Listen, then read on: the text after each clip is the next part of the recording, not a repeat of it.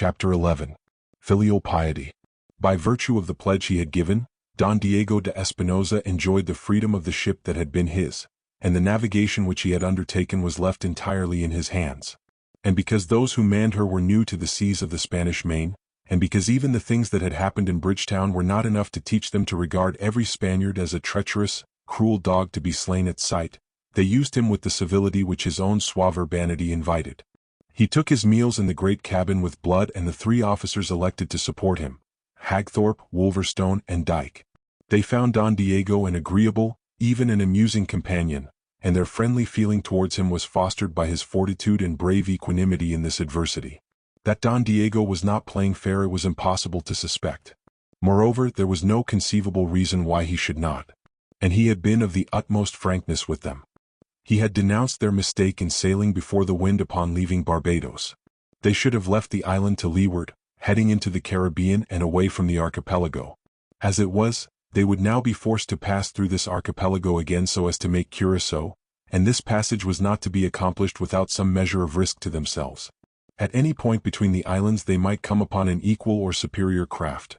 Whether she were Spanish or English would be equally bad for them, and being undermanned they were in no case to fight. To lessen this risk as far as possible, Don Diego directed at first a southerly and then a westerly course, and so, taking a line midway between the islands of Tobago and Grenada, they won safely through the danger zone and came into the comparative security of the Caribbean Sea. If this wind holds, he told them that night at supper, after he had announced to them their position, we should reach Curaçao inside 3 days. For 3 days the wind held, indeed it freshened a little on the second, and yet when the third night descended upon them they had still made no landfall. The Cinco Lagos was ploughing through a sea contained on every side by the blue bowl of heaven. Captain Blood uneasily mentioned it to Don Diego. "It will be for tomorrow morning," he was answered with calm conviction. "By all the saints, it is always tomorrow morning with you Spaniards, and tomorrow never comes, my friend. But this tomorrow is coming, rest assured. However early you may be astir, you shall see land ahead, Don Pedro." Captain Blood passed on, content, and went to visit Jerry Pitt, his patient, to whose condition Don Diego owed his chance of life. For 24 hours now the fever had left the sufferer, and under Peter Blood's dressings, his lacerated back was beginning to heal satisfactorily. So far indeed was he recovered that he complained of his confinement, of the heat in his cabin. To indulge him Captain Blood consented that he should take the air on deck, and so, as the last of the daylight was fading from the sky, Jeremy Pitt came forth upon the captain's arm. Seated on the hatch coamings, the Somersetshire lad gratefully filled his lungs with the cool night air, and professed himself revived thereby. Then with the seaman's instinct his eyes wandered to the darkling vault of heaven, spangled already with a myriad golden points of light. Awhile he scanned it idly, vacantly, then his attention became sharply fixed. He looked round and up at Captain Blood, who stood beside him. "Do you know anything of astronomy, Peter?" quoth he. "Astronomy, is it? Faith now, I couldn't tell the belt of Orion from the girdle of Venus. And I suppose all the others of this lubberly crew share your ignorance.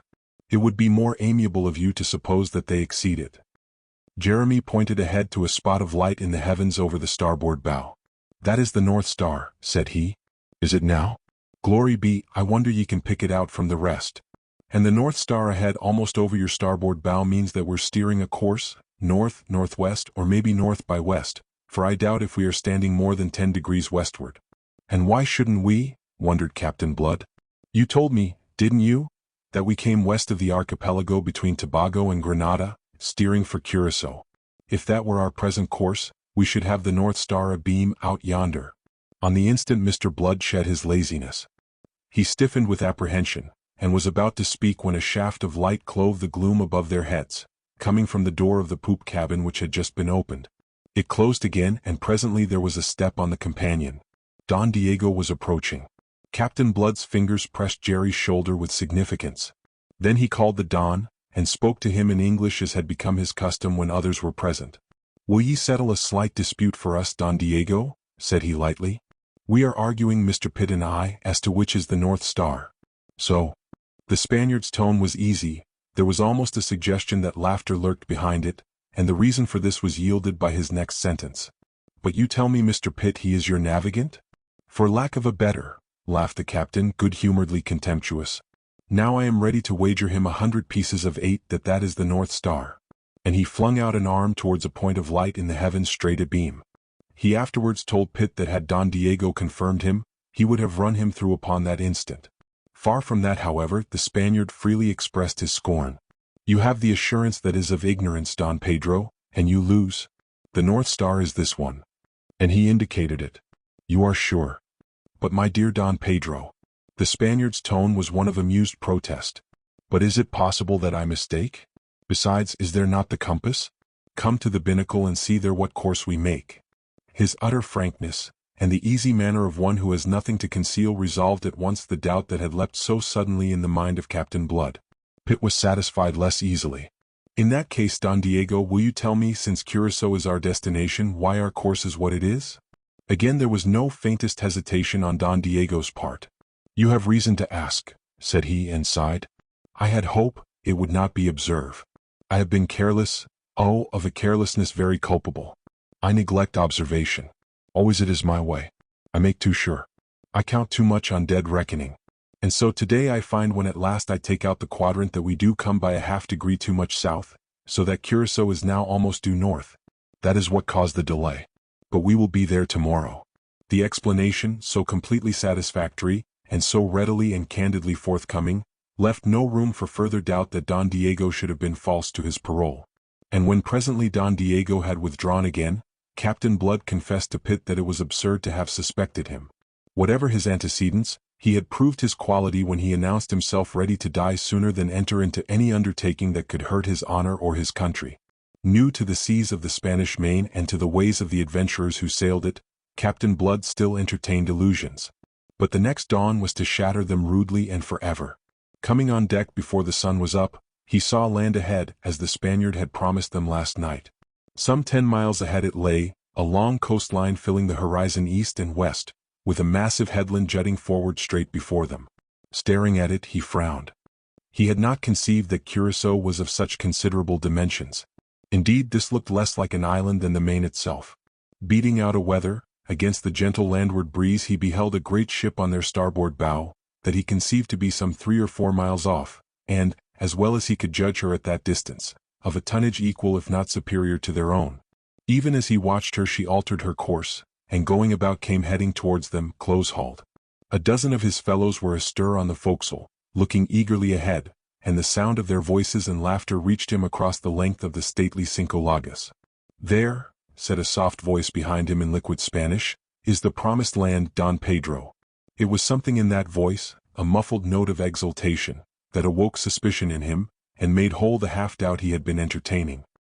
He turned sharply to face Don Diego, so sharply that the sly smile was not effaced from the Spaniard's countenance before Captain Blood's eyes had flashed upon it. You find an odd satisfaction in the sight of it, all things considered, said Mr. Blood. Of course. The Spaniard rubbed his hands, and Mr. Blood observed that they were unsteady. The satisfaction of a mariner. Or of a trader, which? Blood asked him quietly. And as the Spaniard fell back before him with suddenly altered countenance that confirmed his every suspicion, he flung an arm out in the direction of the distant shore. What land is that? He demanded. Will you have the effrontery to tell me that is the coast of Curacao? He advanced upon Don Diego suddenly, and Don Diego, step by step, fell back. Shall I tell you what land it is? Shall I? His fierce assumption of knowledge seemed to dazzle and daze the Spaniard. For still Don Diego made no answer. And then Captain Blood drew a bow at a venture, or not quite at a venture. Such a coastline as that, if not of the Main itself, and the Main he knew it could not be, must belong to either Cuba or Hispaniola. Now knowing Cuba to lie farther north and west of the two, it followed, he reasoned swiftly, that if Don Diego meant betrayal he would steer for the nearer of these Spanish territories. That land, you treacherous, forsworn Spanish dog, is the island of Hispaniola. Having said it, he closely watched the swarthy face now overspread with pallor, to see the truth or falsehood of his guess reflected there. But now the retreating Spaniard had come to the middle of the quarter-deck, where the mizzen sail made a screen to shut them off from the eyes of the Englishmen below. His lips writhed in a snarling smile. Ah, Pero Ingalls, you know too much, he said under his breath and sprang for the captain's throat. Tight locked in each other's arms, they swayed a moment, then together went down upon the deck, the Spaniard's feet jerked from under him by the right leg of Captain Blood. The Spaniard had depended upon his strength, which was considerable. But it proved no match for the steady muscles of the Irishman, tempered of late by the vicissitudes of slavery. He had depended upon choking the life out of Blood, and so gaining the half-hour that might be necessary to bring up that fine ship that was beating towards them. A Spanish ship, perforce, since none other would be so boldly cruising in these Spanish waters off Hispaniola. But all that Don Diego had accomplished was to betray himself completely, and to no purpose. This he realized when he found himself upon his back, pinned down by Blood, who was kneeling on his chest, whilst the men summoned by their captain's shout came clattering up the companion. "Will I say a prayer for your dirty soul now, whilst I am in this position?" Captain Blood was furiously mocking him. But the Spaniard, though defeated, now beyond hope for himself, forced his lips to smile, and gave back mockery for mockery. "Who will pray for your soul, I wonder, when that galleon comes to lie board and board with you?" "That galleon!" echoed Captain Blood with sudden and awful realization that already it was too late to avoid the consequences of Don Diego's betrayal of them. "That galleon," Don Diego repeated, and added with a deepening sneer, "Do you know what ship it is?" "I will tell you. It is the Encarnacion, the flagship of Don Miguel de Espinosa, the Lord Admiral of Castile, and Don Miguel is my brother. It is a very fortunate encounter.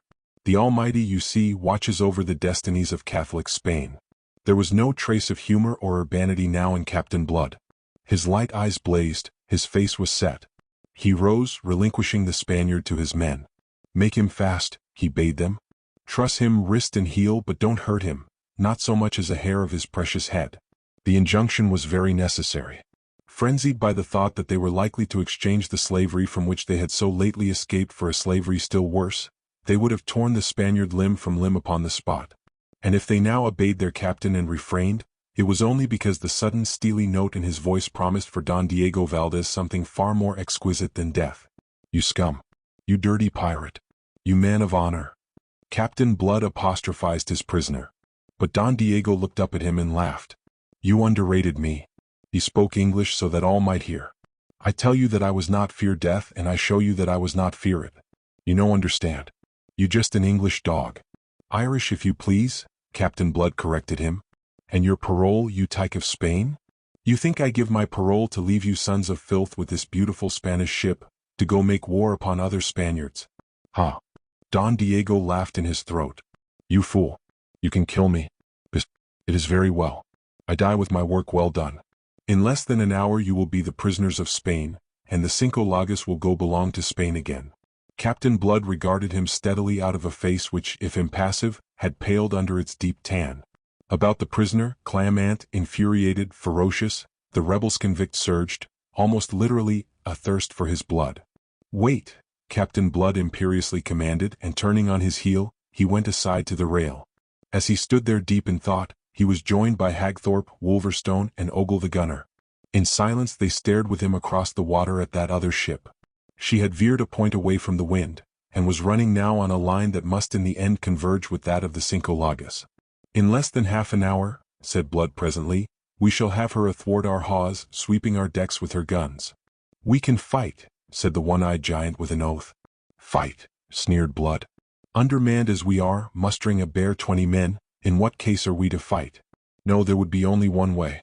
To persuade her that all is well aboard, that we are Spaniards, so that she may leave us to continue on our course." "And how is that possible?" Hagthorpe asked. "It isn't possible," said Blood.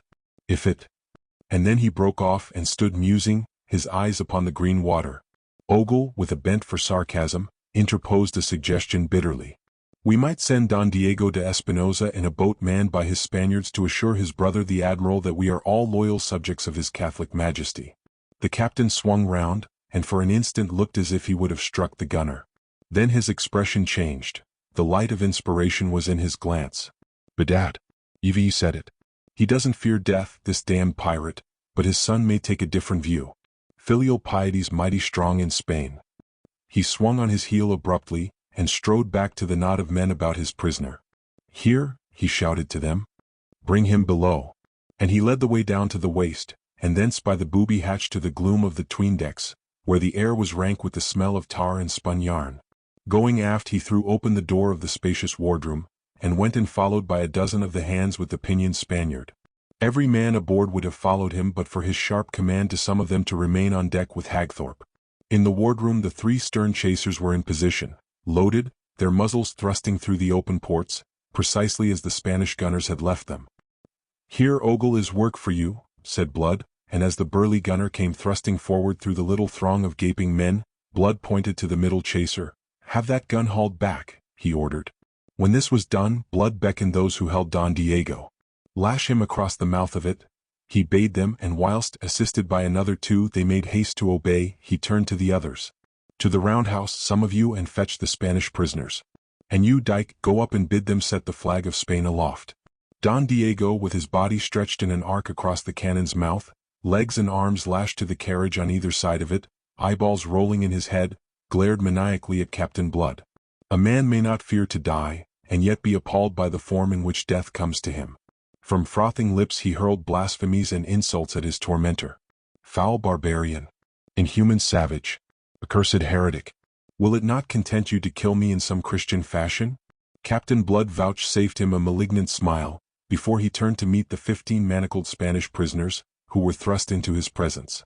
Approaching, they had heard Don Diego's outcries. At close quarters now they beheld with horror-stricken eyes his plight.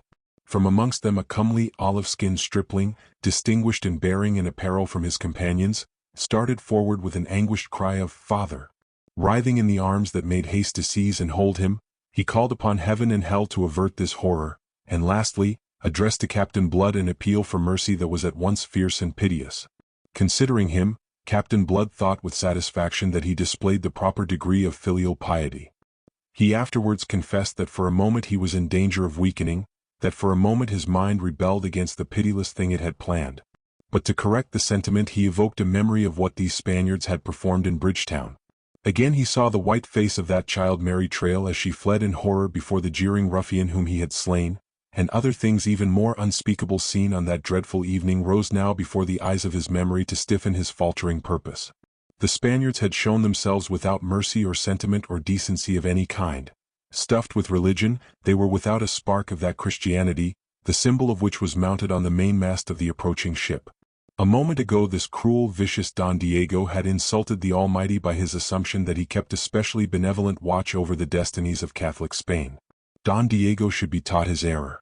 Recovering the cynicism in which he had approached his task, the cynicism essential to its proper performance, he commanded Ogle to kindle a match and remove the leaden apron from the touch-hole of the gun that bore Don Diego. Then, as the younger Espinosa broke into fresh intercessions mingled with imprecations, he wheeled upon him sharply. "Peace," he snapped. "Peace and listen. It is no part of my intention to blow your father to hell as he deserves, or indeed to take his life at all." Having surprised the lad into silence by that promise, a promise surprising enough in all the circumstances, he proceeded to explain his aims in that faultless and elegant Castilian of which he was fortunately master, as fortunately for Don Diego as for himself. "It is your father's treachery that has brought us into this plight and deliberately into risk of capture and death aboard that ship of Spain. Just as your father recognized his brother's flagship, so will his brother have recognized the Cinco Llagas. So far then all is well. But presently the Encarnacion will be sufficiently close to perceive that here all is not as it should be. Sooner or later she must guess or discover what is wrong, and then she will open fire or lay us board and board. Now we are in no case to fight as your father knew when he ran us into this trap. But fight we will, if we are driven to it. We make no tame surrender to the ferocity of Spain." He laid his hand on the breech of the gun that bore Don Diego. "Understand this clearly, to the first shot from the Encarnacion this gun will fire the answer. I make myself clear, I hope?" White-faced and trembling, young Espinosa stared into the pitiless blue eyes that so steadily regarded him. "If it is clear?" he faltered, breaking the utter silence in which all were standing. "But, name of God, how should it be clear? How should I understand? Can you avert the fight? If you know a way and if I or these can help you to it, if that is what you mean, in heaven's name let me hear it." A fight would be averted if Don Diego de Espinosa were to go aboard his brother's ship, and by his presence and assurances inform the admiral that all is well with the Cinco Llagas, that she is indeed still a ship of Spain as her flag now announces. But of course Don Diego cannot go in person because he is otherwise engaged. He has a slight touch of fever, shall we say, that detains him in his cabin. But you, his son, may convey all this and some other matters together with his homage to your uncle. You shall go in a boat manned by 6 of these Spanish prisoners, and I, a distinguished Spaniard delivered from captivity in Barbados by your recent raid, will accompany you to keep you in countenance. If I return alive, and without accident of any kind to hinder our free sailing hence, Don Diego shall have his life, as shall every one of you. But if there is the least misadventure, be it from treachery or ill fortune, I care not which, the battle, as I have had the honor to explain, will be opened on our side by this gun, and your father will be the first victim of the conflict." He paused a moment. There was a hum of approval from his comrades, an anxious stirring among the Spanish prisoners. Young Espinosa stood before him, the color ebbing and flowing in his cheeks. He waited for some direction from his father. But none came. Don Diego's courage, it seemed, had sadly waned under that rude test. He hung limply in his fearful bonds and was silent. Evidently he dared not encourage his son to defiance, and presumably was ashamed to urge him to yield. Thus he left decision entirely with the youth. "Come," said Blood. "I have been clear enough, I think. What do you say?" Don Esteban moistened his parched lips, and with the back of his hand mopped the anguished sweat from his brow. His eyes gazed wildly a moment upon the shoulders of his father, as if beseeching guidance. But his father remained silent. Something like a sob escaped the boy. I accept," he answered at last and swung to the Spaniards. "And you will accept too," he insisted passionately. "For Don Diego's sake and for your own, for all our sakes. If you do not, this man will butcher us all without mercy." Since he yielded, and their leader himself counseled no resistance, why should they encompass their own destruction by a gesture of feudal heroism? They answered without much hesitation that they would do as was required of them. Blood turned and advanced to Don Diego. "I am sorry to inconvenience you in this fashion, but—" For a second he checked and frowned as his eyes intently observed the prisoner. Then, after that scarcely perceptible pause, he continued, "But I do not think that you have anything beyond this inconvenience to apprehend, and you may depend upon me to shorten it as far as possible." Don Diego made him no answer. Peter Blood waited a moment, observing him. Then he bowed and stepped back. Chapter 12. Don Pedro Sangre. The Cinco Llagas and the Encarnacion, after a proper exchange of signals, lay hove to within a quarter of a mile of each other, and across the intervening space of gently heaving, sunlit waters sped a boat from the former, manned by 6 Spanish seamen and bearing in her stern sheets Don Esteban de Espinosa and Captain Peter Blood. She also bore 2 treasure chests containing 50,000 pieces of 8. Gold has at all times been considered the best of testimonies of good faith, and Blood was determined that in all respects appearances should be entirely on his side. His followers had accounted this a supererogation of pretense. But Blood's will in the matter had prevailed. He carried further a bulky package addressed to a Grande of Spain, heavily sealed with the arms of Espinosa, another piece of evidence hastily manufactured in the cabin of the Cinco Llagas, and he was spending these last moments in completing his instructions to his young companion. Don Esteban expressed his last lingering uneasiness. "But if you should betray yourself?" he cried. "It will be unfortunate for everybody. I advised your father to say a prayer for our success.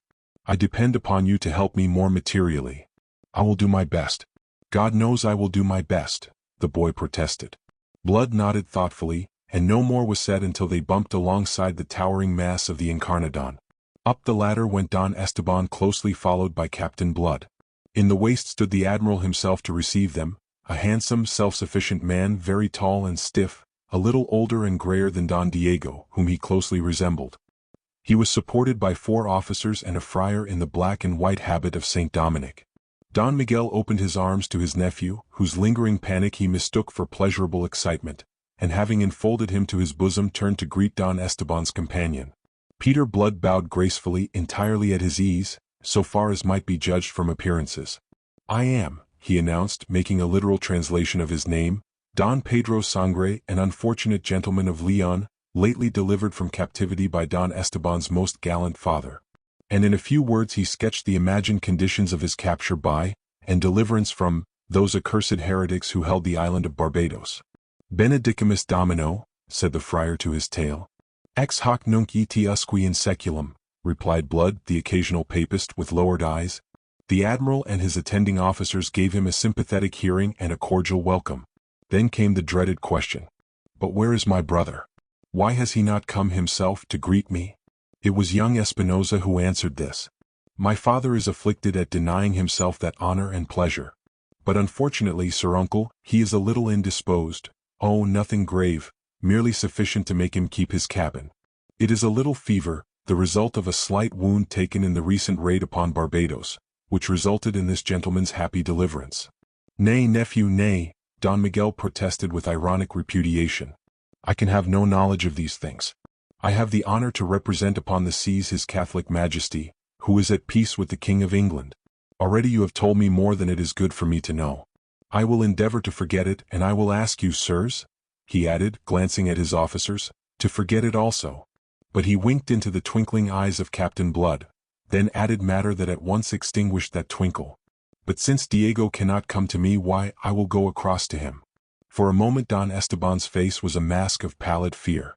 Then Blood was speaking in a lowered, confidential voice that admirably blended suavity, impressiveness, and sly mockery. If you please, Don Miguel, but that is the very thing you must not do, the very thing Don Diego does not wish you to do. You must not see him until his wounds are healed. That is his own wish. That is the real reason why he is not here. For the truth is that his wounds are not so grave as to have prevented his coming. It was his consideration of himself and the false position in which you would be placed if you had direct word from him of what has happened. As your Excellency has said, there is peace between His Catholic Majesty and the King of England, and your brother Don Diego. He paused a moment. I am sure that I need say no more. What you hear from us is no more than a mere rumor. Your Excellency understands. His Excellency frowned thoughtfully. I understand, in part, said he. Captain Blood had a moment's uneasiness. Did the Spaniard doubt his bona fides? Yet in dress and speech he knew himself to be impeccably Spanish, and was not Don Esteban there to confirm him? He swept on to afford further confirmation before the Admiral could say another word. And we have in the boat below 2 chests containing 50,000 pieces of 8, which we are to deliver to your Excellency. His Excellency jumped. There was a sudden stir among his officers. They are the ransom extracted by Don Diego from the governor of... Not another word in the name of heaven, cried the Admiral in alarm. My brother wishes me to assume charge of this money, to carry it to Spain for him? Well, that is a family matter between my brother and myself. So it can be done. But I must not know. He broke off. A glass of Malaga in my cabin, if you please, he invited them, whilst the chests are being hauled aboard. He gave his orders touching the embarkation of these chests, then led the way to his regally appointed cabin, his 4 officers and the friar following by particular invitation. Seated at table there, with the tawny wine before them, and the servant who had poured it withdrawn, Don Miguel laughed and stroked his pointed, grizzled beard. Virgin Santissima! That brother of mine has a mind that thinks of everything. Left to myself, I might have committed a fine indiscretion by venturing aboard his ship at such a moment. I might have seen things which as Admiral of Spain it would be difficult for me to ignore. Both Esteban and Blood made haste to agree with him, and then Blood raised his glass, and drank to the glory of Spain and the damnation of the besotted James who occupied the throne of England. The latter part of his toast was at least sincere. The Admiral laughed. Sir, you need my brother here to curb your imprudences. You should remember that His Catholic Majesty and the King of England are very good friends. That is not a toast to propose in this cabin. But since it has been proposed, and by one who has such particular personal cause to hate these English hounds, why, we will honor it, but unofficially. They laughed and drank the damnation of King James, quite unofficially, but the more fervently on that account. Then Don Esteban, uneasy on the score of his father, and remembering that the agony of Don Diego was being protracted with every moment that they left him in his dreadful position, rose and announced that they must be returning. My father, he explained, is in haste to reach San Domingo. He desired me to stay no longer than necessary to embrace you. If you will give us leave then, Sir Uncle. In the circumstances, Sir Uncle did not insist. As they returned to the ship's side, Blood's eyes anxiously scanned the line of seamen leaning over the bulwarks in idle talk with the Spaniards in the cock-boat that waited at the ladder's foot. But their manner showed him that there was no ground for his anxiety. The boat's crew had been wisely reticent. The Admiral took leave of them, of Esteban affectionately, of Blood ceremoniously. I regret to lose you so soon, Don Pedro. I wish that you could have made a longer visit to the Encarnacion. I am indeed unfortunate, said Captain Blood politely. But I hope that we may meet again. That is to flatter me beyond all that I deserve. They reached the boat, and she cast off from the great ship. As they were pulling away, the admiral waving to them from the taffrail, they heard the shrill whistle of the boatswain piping the hands to their stations, and before they had reached the Cinco Llagas, they beheld the Encarnacion go about under sail. She dipped her flag to them, and from her poop a gun fired a salute. Aboard the Cinco Llagas someone, it proved afterwards to be Hagthorpe, had the wit to reply in the same fashion. The comedy was ended. Yet there was something else to follow as an epilogue, a thing that added a grim ironic flavor to the whole. As they stepped into the waist of the Cinco Llagas, Hagthorpe advanced to receive them. Blood observed the set, almost scared expression on his face. "I see that you've found it," he said quietly. Hagthorpe's eyes looked a question, but his mind dismissed whatever thought it held. "Don Diego," he was beginning and then stopped and looked curiously at Blood. Noting the pause and the look, Esteban bounded forward, his face livid. "Have you broken faith, you curs? Has he come to harm?" he cried, and the 6 Spaniards behind him grew clamorous with furious questionings. "We do not break faith," said Hagthorpe firmly, so firmly that he quieted them. "And in this case there was not the need. Don Diego died in his bonds before ever you reached the Encarnacion." Peter Blood said nothing. "Died?" screamed Esteban. "You killed him, you mean? Of what did he die?" Hagthorpe looked at the boy. "If I am a judge," he said, "Don Diego died of fear." Don Esteban struck Hagthorpe across the face at that, and Hagthorpe would have struck back, but that Blood got between whilst his followers seized the lad. "Let be," said Blood. "You provoked the boy by your insult to his father." "I was not concerned to insult," said Hagthorpe, nursing his cheek. "It is what has happened. Come and look." "I have seen," said Blood. "He died before I left the Cinco Llagas. He was hanging dead in his bonds when I spoke to him before leaving." "What are you saying?" cried Esteban. Blood looked at him gravely. Yet for all his gravity he seemed almost to smile, though without mirth. "If you had known that, he asked at last. For a moment Don Esteban stared at him wide-eyed, incredulous. "I don't believe you," he said at last. "Yet you may. I am a doctor, and I know death when I see it." Again there came a pause, whilst conviction sank into the lad's mind. "If I had known that," he said at last in a thick voice, "you would be hanging from the yardarm of the Encarnacion at this moment." "I know," said Blood. "I am considering it, the profit that a man may find in the ignorance of others." "But you'll hang there yet," the boy raved. Captain Blood shrugged and turned on his heel. But he did not on that account disregard the words, nor did Hagthorpe, nor yet the others who overheard them as they showed at a council held that night in the cabin. This council was met to determine what should be done with the Spanish prisoners. Considering that Curaçao now lay beyond their reach as they were running short of water and provisions, and also that Pitt was hardly yet in case to undertake the navigation of the vessel, it had been decided that, going east of Hispaniola, and then sailing along its northern coast, they should make for Tortuga, that haven of the buccaneers, in which lawless port they had at least no danger of recapture to apprehend. It was now a question whether they should convey the Spaniards thither with them, or turn them off in a boat to make the best of their way to the coast of Hispaniola, which was but 10 miles off. This was the course urged by Blood himself. "There's nothing else to be done," he insisted. "In Tortuga they would be flayed alive." "Which is less than the swine deserve," growled Wolverstone. "And you'll remember, Peter," put in Hagthorpe, "that boy's threat to you this morning. If he escapes and carries word of all this to his uncle, the Admiral, the execution of that threat will become more than possible." It says much for Peter Blood that the argument should have left him unmoved. It is a little thing, perhaps, but in a narrative in which there is so much that tells against him I cannot, since my story is in the nature of a brief for the defense, afford to slur a circumstance that is so strongly in his favor, a circumstance revealing that the cynicism attributed to him proceeded from his reason and from a brooding over wrongs rather than from any natural instincts. "I care nothing for his threats." "You should," said Wolverstone. "The wise thing be to hang him along o' all the rest." "It is not human to be wise," said Blood. "It is much more human to err, though perhaps exceptional to err on the side of mercy." "Will be exceptional. I've no stomach for cold-blooded killing. At daybreak pack the Spaniards into a boat with a keg of water and a sack of dumplings, and let them go to the devil." That was his last word on the subject, and it prevailed by virtue of the authority they had vested in him, and of which he had taken so firm a grip. At daybreak Don Esteban and his followers were put off in a boat. 2 days later, the Cinco Llagas sailed into the rock-bound bay of Cayona, which nature seemed to have designed for the stronghold of those who had appropriated it. Chapter 13. Tortuga. It is time fully to disclose the fact that the survival of the story of Captain Blood's exploits is due entirely to the industry of Jeremy Pitt, the Somersetshire shipmaster. In addition to his ability as a navigator, this amiable young man appears to have wielded an indefatigable pen, and to have been inspired to indulge its fluency by the affection he very obviously bore to Peter Blood. He kept the log of the 40-gun frigate Arabella, on which he served as master, or as we should say today, navigating officer, as no log that I have seen was ever kept.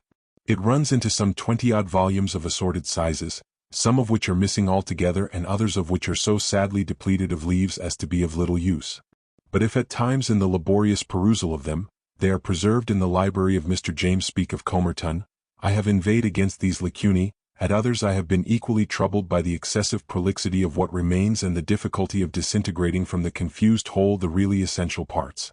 I have a suspicion that Esquemeling, though how or where I can make no surmise, must have obtained access to these records, and that he plucked from them the brilliant feathers of several exploits to stick them into the tail of his own hero, Captain Morgan. But that is by the way. I mention it chiefly as a warning, for when presently I come to relate the affair of Maracaibo, those of you who have read Esquemeling may be in danger of supposing that Henry Morgan really performed those things which here are veraciously attributed to Peter Blood. I think, however, that when you come to weigh the motives actuating both Blood and the Spanish admiral, in that affair, and when you consider how integrally the event is a part of Blood's history, whilst merely a detached incident in Morgan's, you will reach my own conclusion as to which is the real plagiarist. The first of these logs of Pitt's is taken up almost entirely with a retrospective narrative of the events up to the time of Blood's first coming to Tortuga. This and the Tannatt collection of state trials are the chief, though not the only, sources of my history so far. Pitt lays great stress upon the fact that it was the circumstances upon which I have dwelt, and these alone, that drove Peter Blood to seek an anchorage at Tortuga. He insists at considerable length, and with a vehemence which in itself makes it plain that an opposite opinion was held in some quarters, that it was no part of the design of Blood or of any of his companions in misfortune to join hands with the buccaneers who, under a semi-official French protection, made of Tortuga a lair whence they could sally out to drive their merciless piratical trade chiefly at the expense of Spain. It was, Pitt tells us, Blood's original intention to make his way to France or Holland. But in the long weeks of waiting for a ship to convey him to one or the other of these countries, his resources dwindled and finally vanished. Also, his chronicler thinks that he detected signs of some secret trouble in his friend, and he attributes to this the abuses of the potent West Indian spirit of which Blood became guilty in those days of inaction, thereby sinking to the level of the wild adventurers with whom ashore he associated. I do not think that Pitt is guilty in this merely of special pleading, that he is putting forward excuses for his hero. I think that in those days there was a good deal to oppress Peter Blood. There was the thought of Arabella Bishop, and that this thought loomed large in his mind we are not permitted to doubt. He was maddened by the tormenting lure of the unattainable.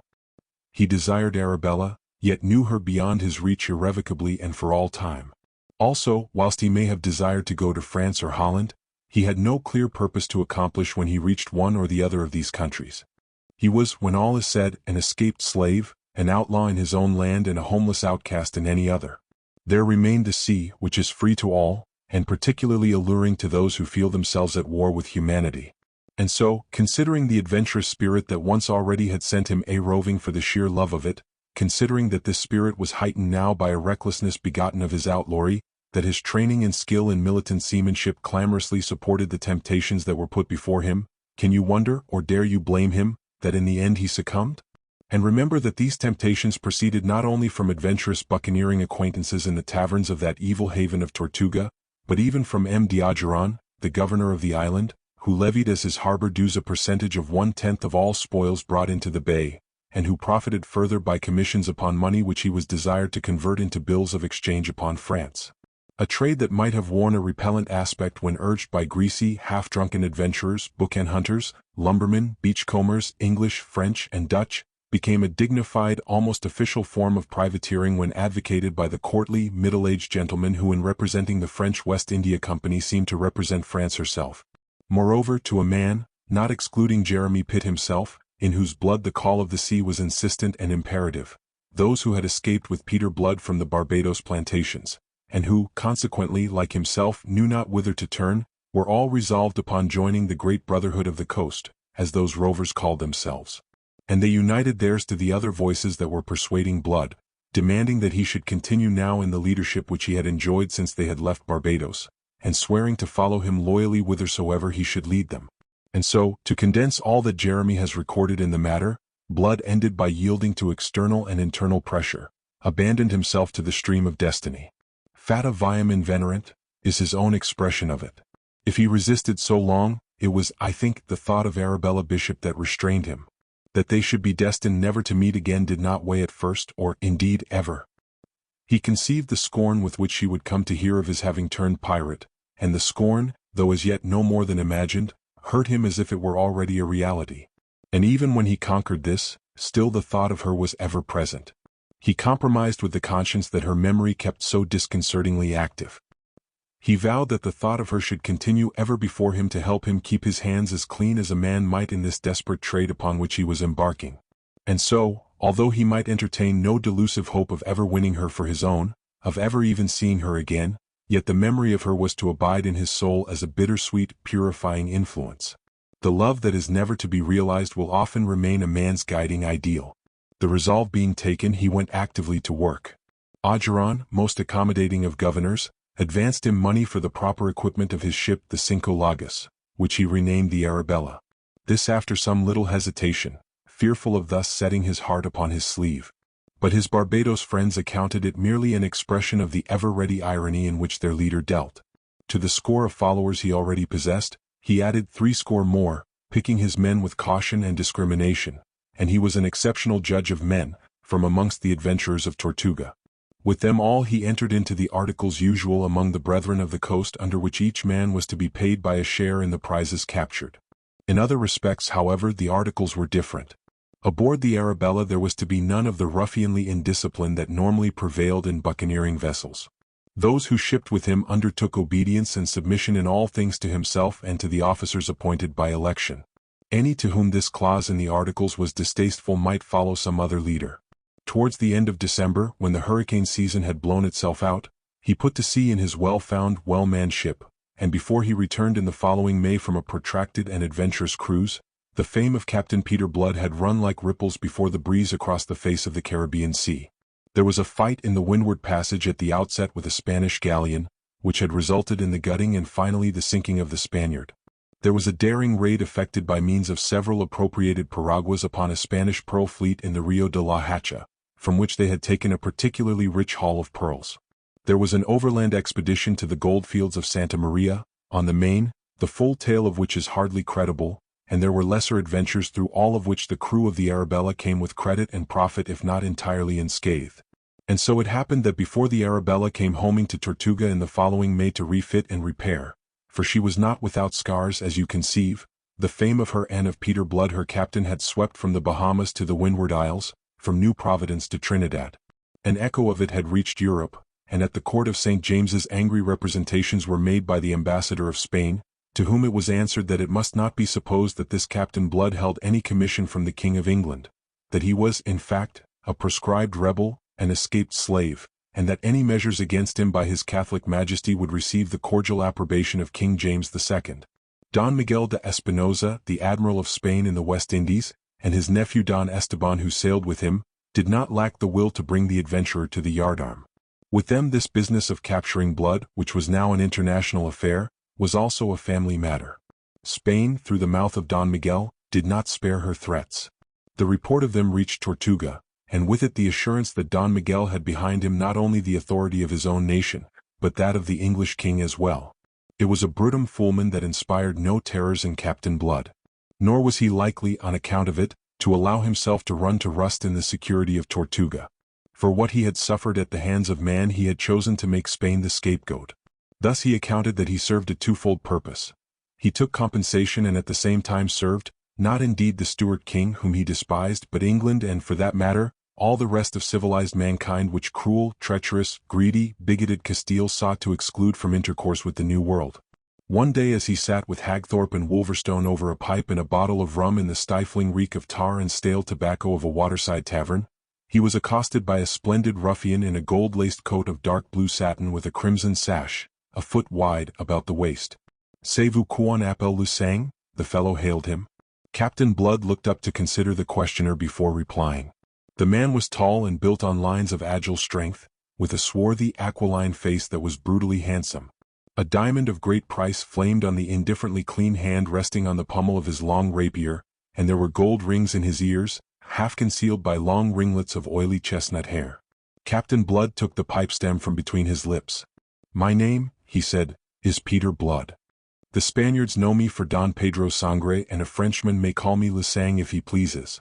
"Good," said the gaudy adventurer in English, and without further invitation he drew up a stool and sat down at that greasy table. "My name," he informed the three men, two of whom at least were eyeing him askance, "it is Levasseur. You may have heard of me." They had indeed. He commanded a privateer of 20 guns that had dropped anchor in the bay a week ago, manned by a crew mainly composed of French boucan hunters from northern Hispaniola, men who had good cause to hate the Spaniard with an intensity exceeding that of the English.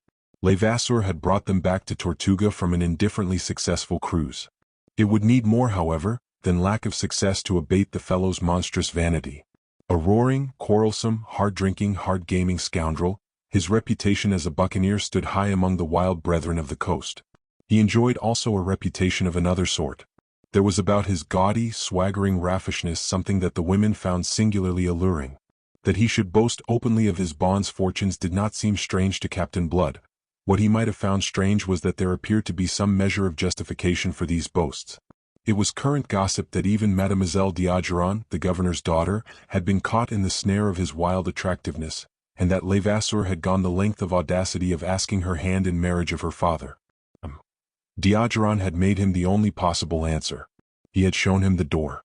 Levasseur had departed in a rage, swearing that he would make Mademoiselle his wife in the teeth of all the fathers in Christendom, and that M. d'Ogeron should bitterly rue the affront he had put upon him. This was the man who now thrust himself upon Captain Blood with a proposal of association, offering him not only his sword, but his ship and the men who sailed in her. A dozen years ago, as a lad of barely 20, Levasseur had sailed with that monster of cruelty l'Alanaise, and his own subsequent exploits bore witness and did credit to the school in which he had been reared. I doubt if in his day there was a greater scoundrel among the brethren of the coast than this Levasseur. And yet, repulsive though he found him, Captain Blood could not deny that the fellow's proposals displayed boldness, imagination, and resource, and he was forced to admit that jointly they could undertake operations of a greater magnitude than was possible singly to either of them. The climax of Levasseur's project was to be a raid upon the wealthy mainland city of Maracaibo, but for this, he admitted, 600 men at the very least would be required, and 600 men were not to be conveyed in the 2 bottoms they now commanded. Preliminary cruises must take place, having for one of their objects the capture of further ships. Because he disliked the man, Captain Blood would not commit himself at once. But because he liked the proposal he consented to consider it. Being afterwards pressed by both Hagthorpe and Wolverstone, who did not share his own personal dislike of the Frenchman, the end of the matter was that within a week articles were drawn up between Levasseur and Blood, and signed by them and, as was usual, by the chosen representatives of their followers. These articles contained, inter alia, the common provisions that, should the 2 vessels separate, a strict account must afterwards be rendered of all prizes severally taken, whilst the vessel taking a prize should retain 3/5 of its value, surrendering 2/5 to its associate. These shares were subsequently to be subdivided among the crew of each vessel, in accordance with the articles already obtaining between each captain and his own men. For the rest, the articles contained all the clauses that were usual, among which was the clause that any man found guilty of abstracting or concealing any part of a prize, be it of the value of no more than a peso, should be summarily hanged from the yardarm.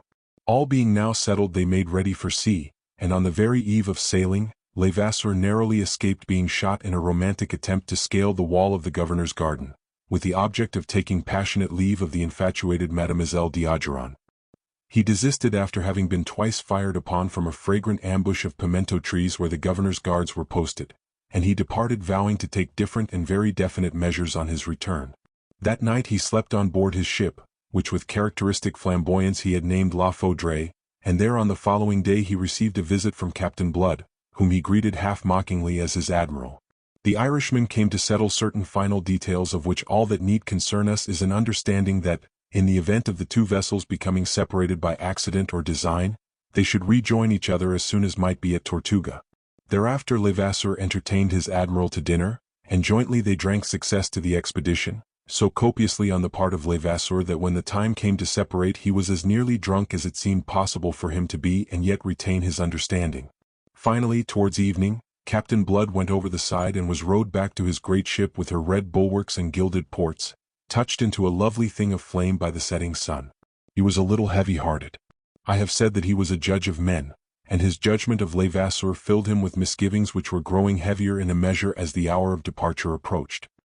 He expressed it to Wolverstone, who met him as he stepped aboard the Arabella.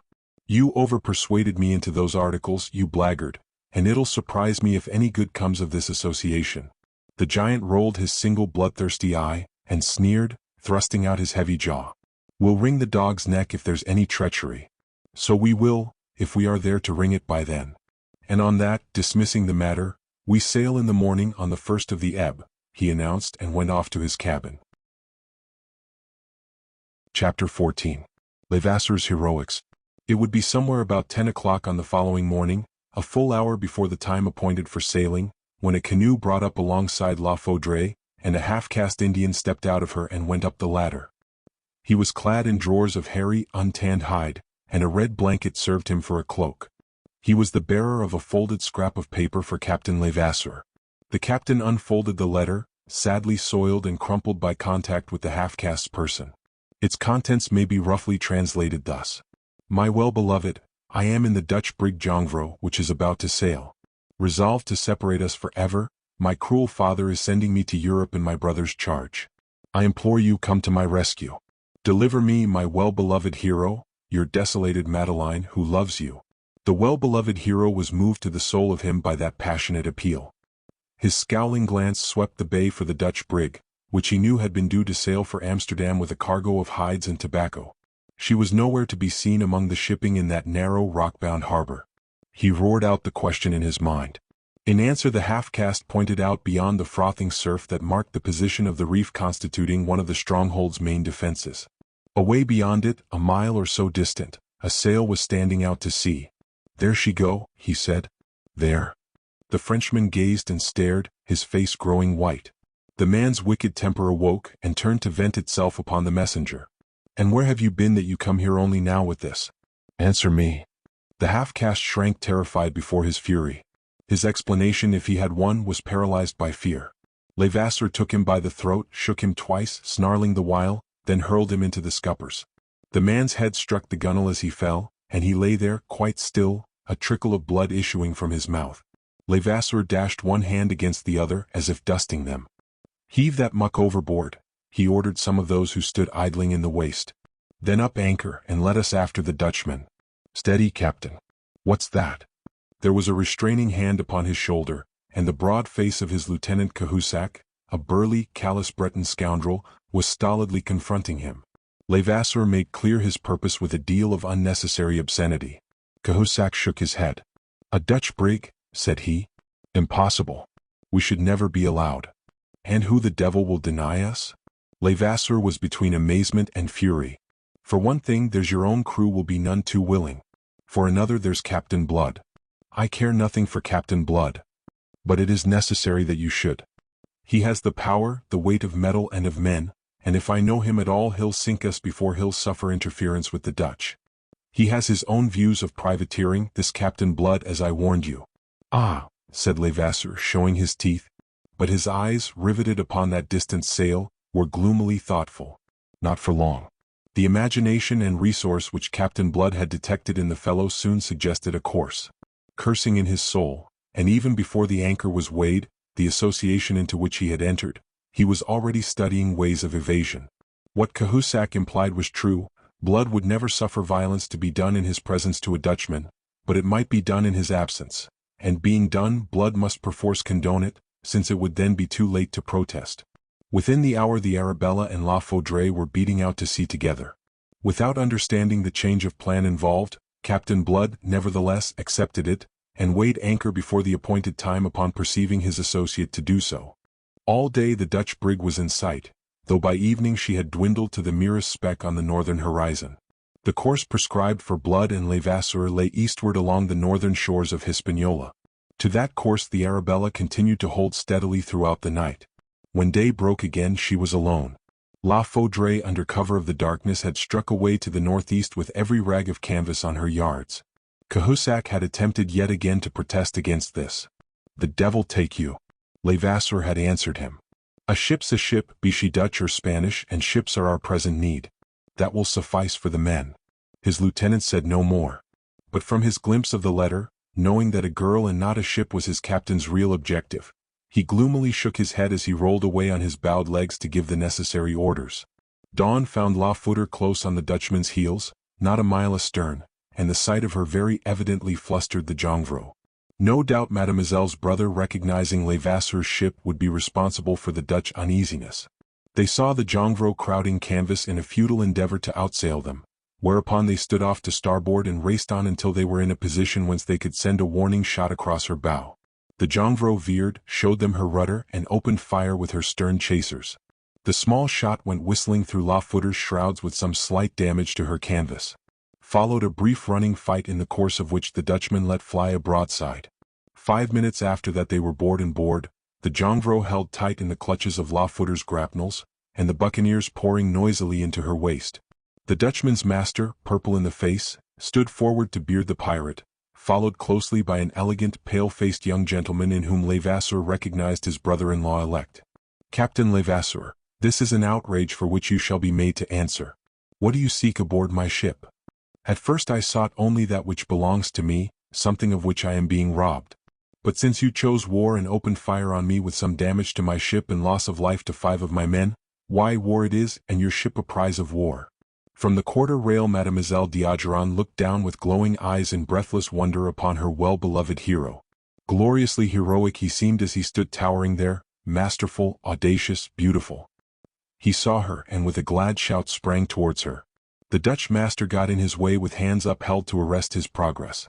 Levasseur did not stay to argue with him. He was too impatient to reach his mistress. He swung the poleaxe that he carried, and the Dutchman went down in blood with a cloven skull. The eager lover stepped across the body and came on, his countenance joyously alight. But Mademoiselle was shrinking now in horror. She was a girl upon the threshold of glorious womanhood, of a fine height and nobly molded, with heavy coils of glossy black hair above and about a face that was of the color of old ivory. Her countenance was cast in lines of arrogance, stressed by the low lids of her full dark eyes. In a bound her well-beloved was beside her. Flinging away his bloody poleaxe, he opened wide his arms to enfold her. But she still shrank even within his embrace, which would not be denied. A look of dread had come to temper the normal arrogance of her almost perfect face. "Mine, mine at last, and in spite of all," he cried exultantly, theatrically, truly heroic. But she, endeavoring to thrust him back, her hands against his breast, could only falter, Why did you kill him?" He laughed, as a hero should, and answered her heroically with the tolerance of a god for the mortal to whom he condescends. "He stood between us. Let his death be a symbol, a warning. Let all who would stand between us mark it and beware." It was so splendidly terrific, the gesture of it was so broad and fine and his magnetism so compelling, that she cast her silly tremors and yielded herself freely, intoxicated, to his fond embrace. Thereafter he swung her to his shoulder, and stepping with ease beneath that burden, bore her in a sort of triumph, lustily cheered by his men, to the deck of his own ship.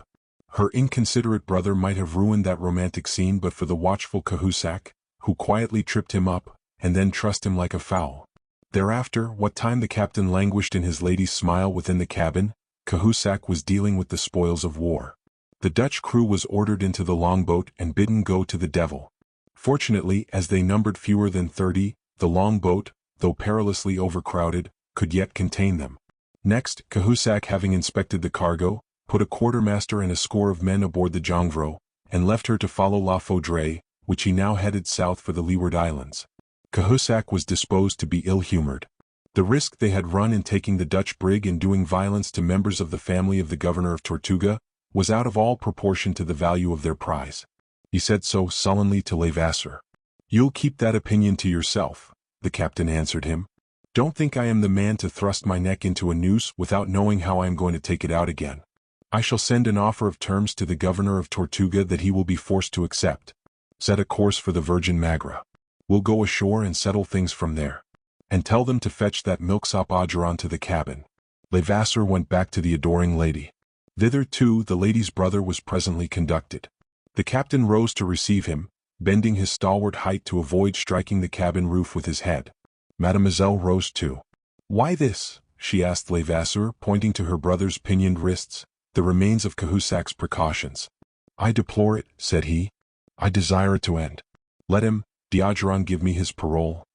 "I give you nothing," flashed the white-faced youth who did not lack for spirit. "You see." Levasseur shrugged his deep regret, and Mademoiselle turned protesting to her brother. "Henri, this is foolish. You are not behaving as my friend. You little fool," her brother answered her, and the little was out of place. She was the taller of the twain. "Little fool, do you think I should be acting as your friend to make terms with this blackguard pirate?" "Steady, my young cockerel." Levasseur laughed, but his laugh was not nice. "Don't you perceive your wicked folly and the harm it has brought already? Lives have been lost, men have died, that this monster might overtake you. And don't you yet realize where you stand, in the power of this beast, of this cur born in a kennel and bred in thieving and murder?"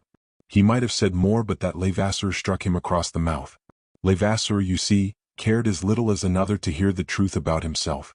Mademoiselle suppressed a scream as the youth staggered back under the blow. He came to rest against a bulkhead and leaned there with bleeding lips. But his spirit was unquenched, and there was a ghastly smile on his white face as his eyes sought his sister's. "You see," he said simply, "he strikes a man whose hands are bound." The simple words, and more than the words, their tone of ineffable disdain, aroused the passion that never slumbered deeply in Levasseur. "And what should you do, puppy, if your hands were unbound?" He took his prisoner by the breast of his doublet and shook him. "Answer me. What should you do? You empty windbag. You." And then came a torrent of words unknown to Mademoiselle, yet of whose foulness her intuitions made her conscious. With blanched cheeks she stood by the cabin table and cried out to Levasseur to stop. To obey her, he opened the door and flung her brother through it. "Put that rubbish under hatches until I call for it again," he roared and shut the door. Composing himself, he turned to the girl again with a deprecatory smile. But no smile answered him from her set face. She had seen her beloved hero's nature in curl papers, as it were, and she found the spectacle disgusting and terrifying. It recalled the brutal slaughter of the Dutch captain, and suddenly she realized that what her brother had just said of this man was no more than true. Fear growing to panic was written on her face, as she stood there leaning for support against the table. "Why, sweetheart, what is this?" Levasseur moved towards her. She recoiled before him. There was a smile on his face, a glitter in his eyes that fetched her heart into her throat. He caught her as she reached the uttermost limits of the cabin, seized her in his long arms and pulled her to him. "No, no," she panted. "Yes, yes," he mocked her, and his mockery was the most terrible thing of all. He crushed her to him brutally, deliberately hurtful because she resisted, and kissed her whilst she writhed in his embrace. Then, his passion mounting, he grew angry and stripped off the last rag of hero's mask that still may have hung upon his face. "Little fool, did you not hear your brother say that you are in my power? Remember it, and remember that of your own free will you came. I am not the man with whom a woman can play fast and loose. So get sense, my girl, and accept what you have invited." He kissed her again almost contemptuously and flung her off. "No more scowls," he said. "You'll be sorry else." Someone knocked. Cursing the interruption, Levasseur strode off to open. Cahusac stood before him. The Breton's face was grave. He came to report that they had sprung a leak between wind and water, the consequence of damage sustained from one of the Dutchman's shots. In alarm, Levasseur went off with him. The leakage was not serious so long as the weather kept fine, but should a storm overtake them it might speedily become so. A man was slung overboard to make a partial stoppage with a sailcloth, and the pumps were got to work. Ahead of them a low cloud showed on the horizon, which Cahusac pronounced one of the northernmost of the Virgin Islands. "We must run for shelter there and careen her," said Levasseur. "I do not trust this oppressive heat. A storm may catch us before we make land." "A storm or something else," said Cahusac grimly. "Have you noticed that?" He pointed away to starboard. Levasseur looked and caught his breath. Two ships that at the distance seemed of considerable burden were heading towards them some 5 miles away. "If they follow us, what is to happen?" demanded Cahusac. "We'll fight whether we're in case to do so or not," swore Levasseur. Counsels of despair. Cahusac was contemptuous. To mark it he spat upon the deck. "This comes of going to sea with a lovesick madman. Now, keep your temper, Captain, for the hands will be at the end of theirs if we have trouble as a result of this Dutchman business. For the remainder of that day Levasseur's thoughts were of anything but love. He remained on deck, his eyes now upon the land, now upon those two slowly gaining ships. To run for the open could avail him nothing, and in his leaky condition would provide an additional danger. He must stand at bay and fight.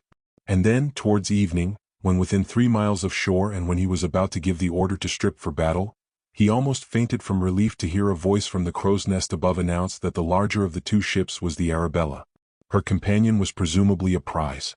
But the pessimism of Cahusac abated nothing. "That is but the lesser evil," he growled. "What will Blood say about this Dutchman? Let him say what he pleases." Levasseur laughed in the immensity of his relief. "And what about the children of the governor of Tortuga? He must not know. He'll come to know in the end. Aye, but by then, morbleu, the matter will be settled. I shall have made my peace with the governor.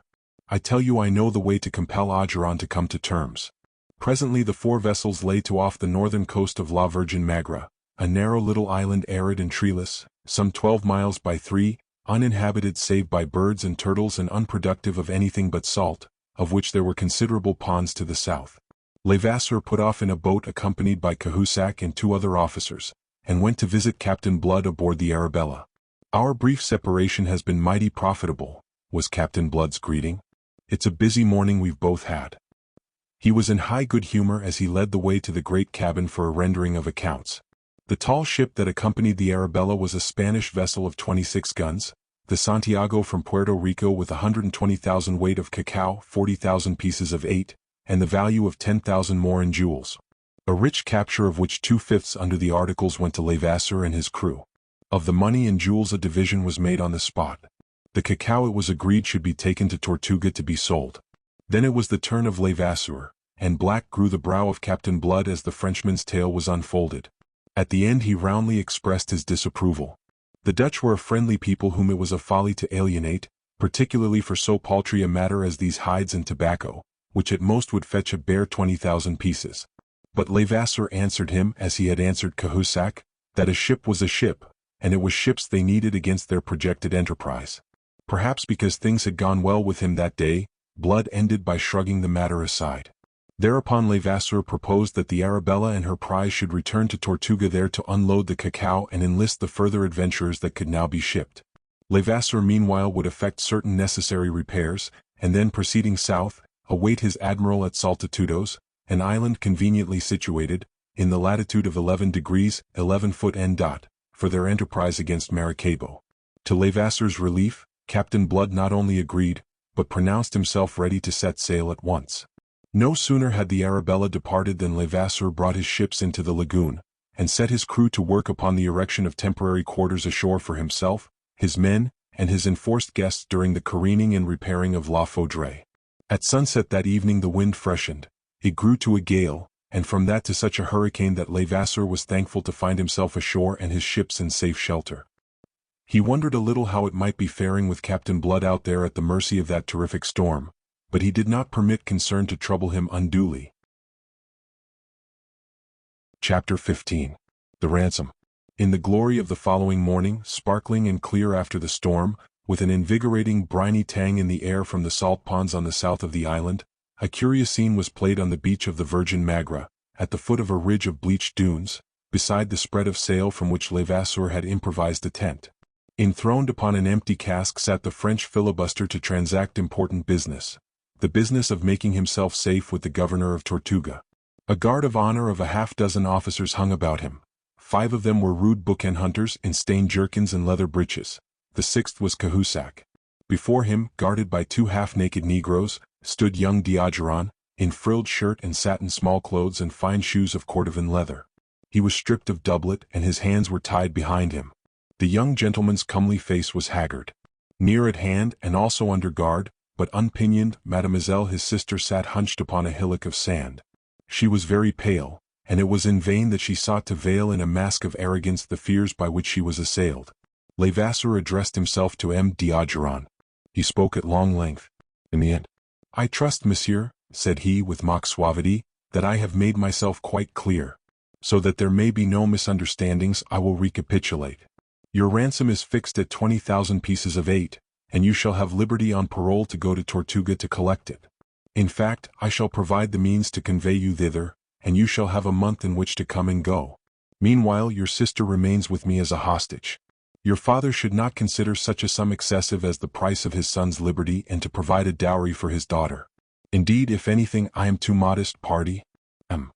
Diogeron is reputed a wealthy man. Diogeron the younger raised his head and looked the captain boldly in the face. I refuse, utterly and absolutely, do you understand? So do your worst, and be damned for a filthy pirate without decency and without honor. But what words, laughed Levasseur. What heat and what foolishness. You have not considered the alternative.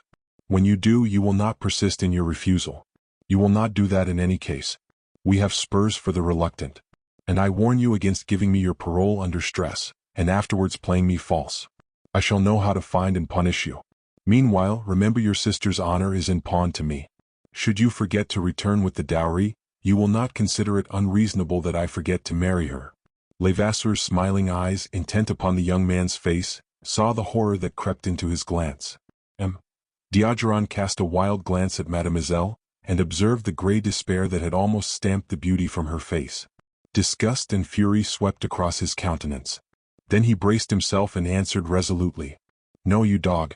1,000 times no. You are foolish to persist. Levasseur spoke without anger, with a coldly mocking regret. His fingers had been busy tying knots in a length of whipcord. He held it up. You know this? It is a rosary of pain that has wrought the conversion of many a stubborn heretic. It is capable of screwing the eyes out of a man's head by way of helping him to see reason. As you please. He flung the length of knotted cord to one of the Negroes, who in an instant made it fast about the prisoner's brows. Then between cord and cranium the black inserted a short length of metal, round and slender as a pipe stem. That done, he rolled his eyes towards Levasseur, awaiting the captain's signal. Levasseur considered his victim, and beheld him tense and braced, his haggard face of a leaden hue, beads of perspiration glinting on his pallid brow just beneath the whipcord. Mademoiselle cried out and would have risen, but her guards restrained her, and she sank down again, moaning. I beg that you will spare yourself and your sister, said the captain, by being reasonable. What, after all, is the sum I have named? To your wealthy father a bagatelle. I repeat, I have been too modest. But since I have said 20,000 pieces of 8, 20,000 pieces it shall be. And for what, if you please, have you said 20,000 pieces of 8? In execrable French, but in a voice that was crisp and pleasant, seeming to echo some of the mockery that had invested Levasseur's, that question floated over their heads. Startled, Levasseur and his officers looked up and round. On the crest of the dunes behind them, in sharp silhouette against the deep cobalt of the sky, they beheld a tall, lean figure scrupulously dressed in black with silver lace, a crimson ostrich plume curled about the broad brim of his hat affording the only touch of color. Under that hat was the tawny face of Captain Blood. Levasseur gathered himself up with an oath of amazement. He had conceived Captain Blood by now well below the horizon, on his way to Tortuga, assuming him to have been so fortunate as to have weathered last night's storm. Launching himself upon the yielding sand, into which he sank to the level of the calves of his fine boots of Spanish leather, Captain Blood came sliding erect to the beach. He was followed by Wolverstone and a dozen others. As he came to a standstill, he doffed his hat with a flourish to the lady. Then he turned to Levasseur. Good morning, my captain, said he, and proceeded to explain his presence. It was last night's hurricane compelled our return. We had no choice but to ride before it with stripped poles, and it drove us back the way we had gone. Moreover, as the devil would have it, the Santiago sprang her mainmast, and so I was glad to put into a cove on the west of the island a couple of miles away, and we've walked across to stretch our legs and to give you good day. But who are these? And he designated the man and the woman. Cahusac shrugged his shoulders and tossed his long arms to heaven. Voila, said he pregnantly to the firmament. Levasseur gnawed his lip and changed color. But he controlled himself to answer civilly. As you see, 2 prisoners. Washed ashore in last night's gale, eh? Not so. Levasseur contained himself with difficulty before that irony. They were in the Dutch brig.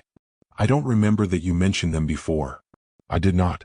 They are prisoners of my own, a personal matter. They are French. French? Captain Blood's light eyes stabbed at Levasseur, then at the prisoners. Diogeron stood tense and braced as before, but the grey horror had left his face. Hope had leapt within him at this interruption, obviously as little expected by his tormentor as by himself. His sister, moved by a similar intuition, was leaning forward with parted lips and gaping eyes. Captain Blood fingered his lip, and frowned thoughtfully upon Levasseur. Yesterday you surprised me by making war upon the friendly Dutch. But now it seems that not even your own countrymen are safe from you. Have I not said that this is a matter personal to me? Ah, and their names? Captain Blood's crisp, authoritative, faintly disdainful manner stirred Levasseur's quick anger. The blood crept slowly back into his blenched face, and his glance grew in insolence, almost in menace.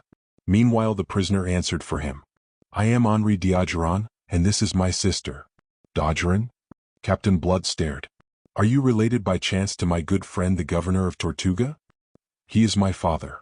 Levasseur swung aside with an imprecation. In Captain Blood, amazement for the moment quenched every other emotion. The saints preserve us now. Are you quite mad, Levasseur? First you molest the Dutch, who are our friends. Next you take prisoners 2 persons that are French, your own countrymen. And now, faith, they're no less than the children of the governor of Tortuga, which is the one safe place of shelter that we enjoy in these islands. Levasseur broke in angrily. Must I tell you again that it is a matter personal to me? I make myself alone responsible to the governor of Tortuga. And the 20,000 pieces of 8? Is that also a matter personal to you? It is. Now I don't agree with you at all. Captain Blood sat down on the cask that Levasseur had lately occupied and looked up blandly. I may inform you, to save time, that I heard the entire proposal that you made to this lady and this gentleman, and I'll also remind you that we sail under articles that admit no ambiguities. You have fixed their ransom at 20,000 pieces of 8. That sum then belongs to your crews and mine in the proportions by the articles established. You'll hardly wish to dispute it. But what is far more grave is that you have concealed from me this part of the prizes taken on your last cruise, and for such an offense as that the articles provide certain penalties that are something severe in character. Ho ho, laughed Levasseur unpleasantly.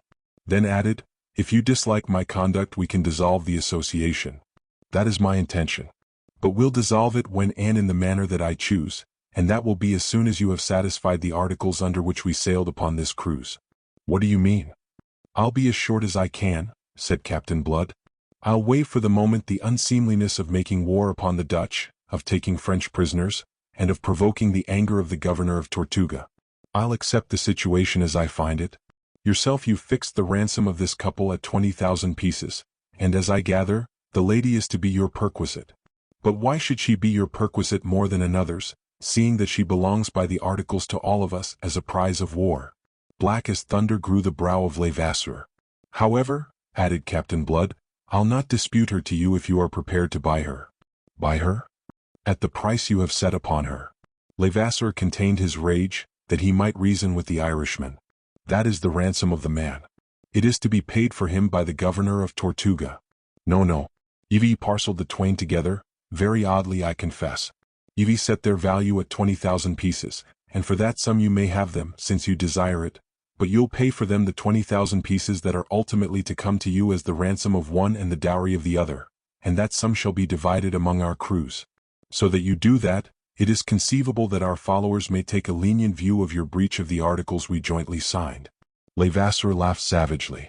Asia, credo, the good jest. I quite agree with you, said Captain Blood. To Levasseur the jest lay in that Captain Blood, with no more than a dozen followers, should come there attempting to hector him who had 100 men within easy call. But it seemed that he had left out of his reckoning something which his opponent had counted in. For as, laughing still, Levasseur swung to his officers, he saw that which choked the laughter in his throat. Captain Blood had shrewdly played upon the cupidity that was the paramount inspiration of those adventurers. And Levasseur now read clearly on their faces how completely they adopted Captain Blood's suggestion that all must participate in the ransom which their leader had thought to appropriate to himself. It gave the gaudy ruffian pause, and whilst in his heart he cursed those followers of his, who could be faithful only to their greed, he perceived, and only just in time, that he had best tread warily. You misunderstand, he said, swallowing his rage. The ransom is for division when it comes. The girl, meanwhile, is mine on that understanding. Good, grunted Cahusac. On that understanding all arranges itself. You think so, said Captain Blood.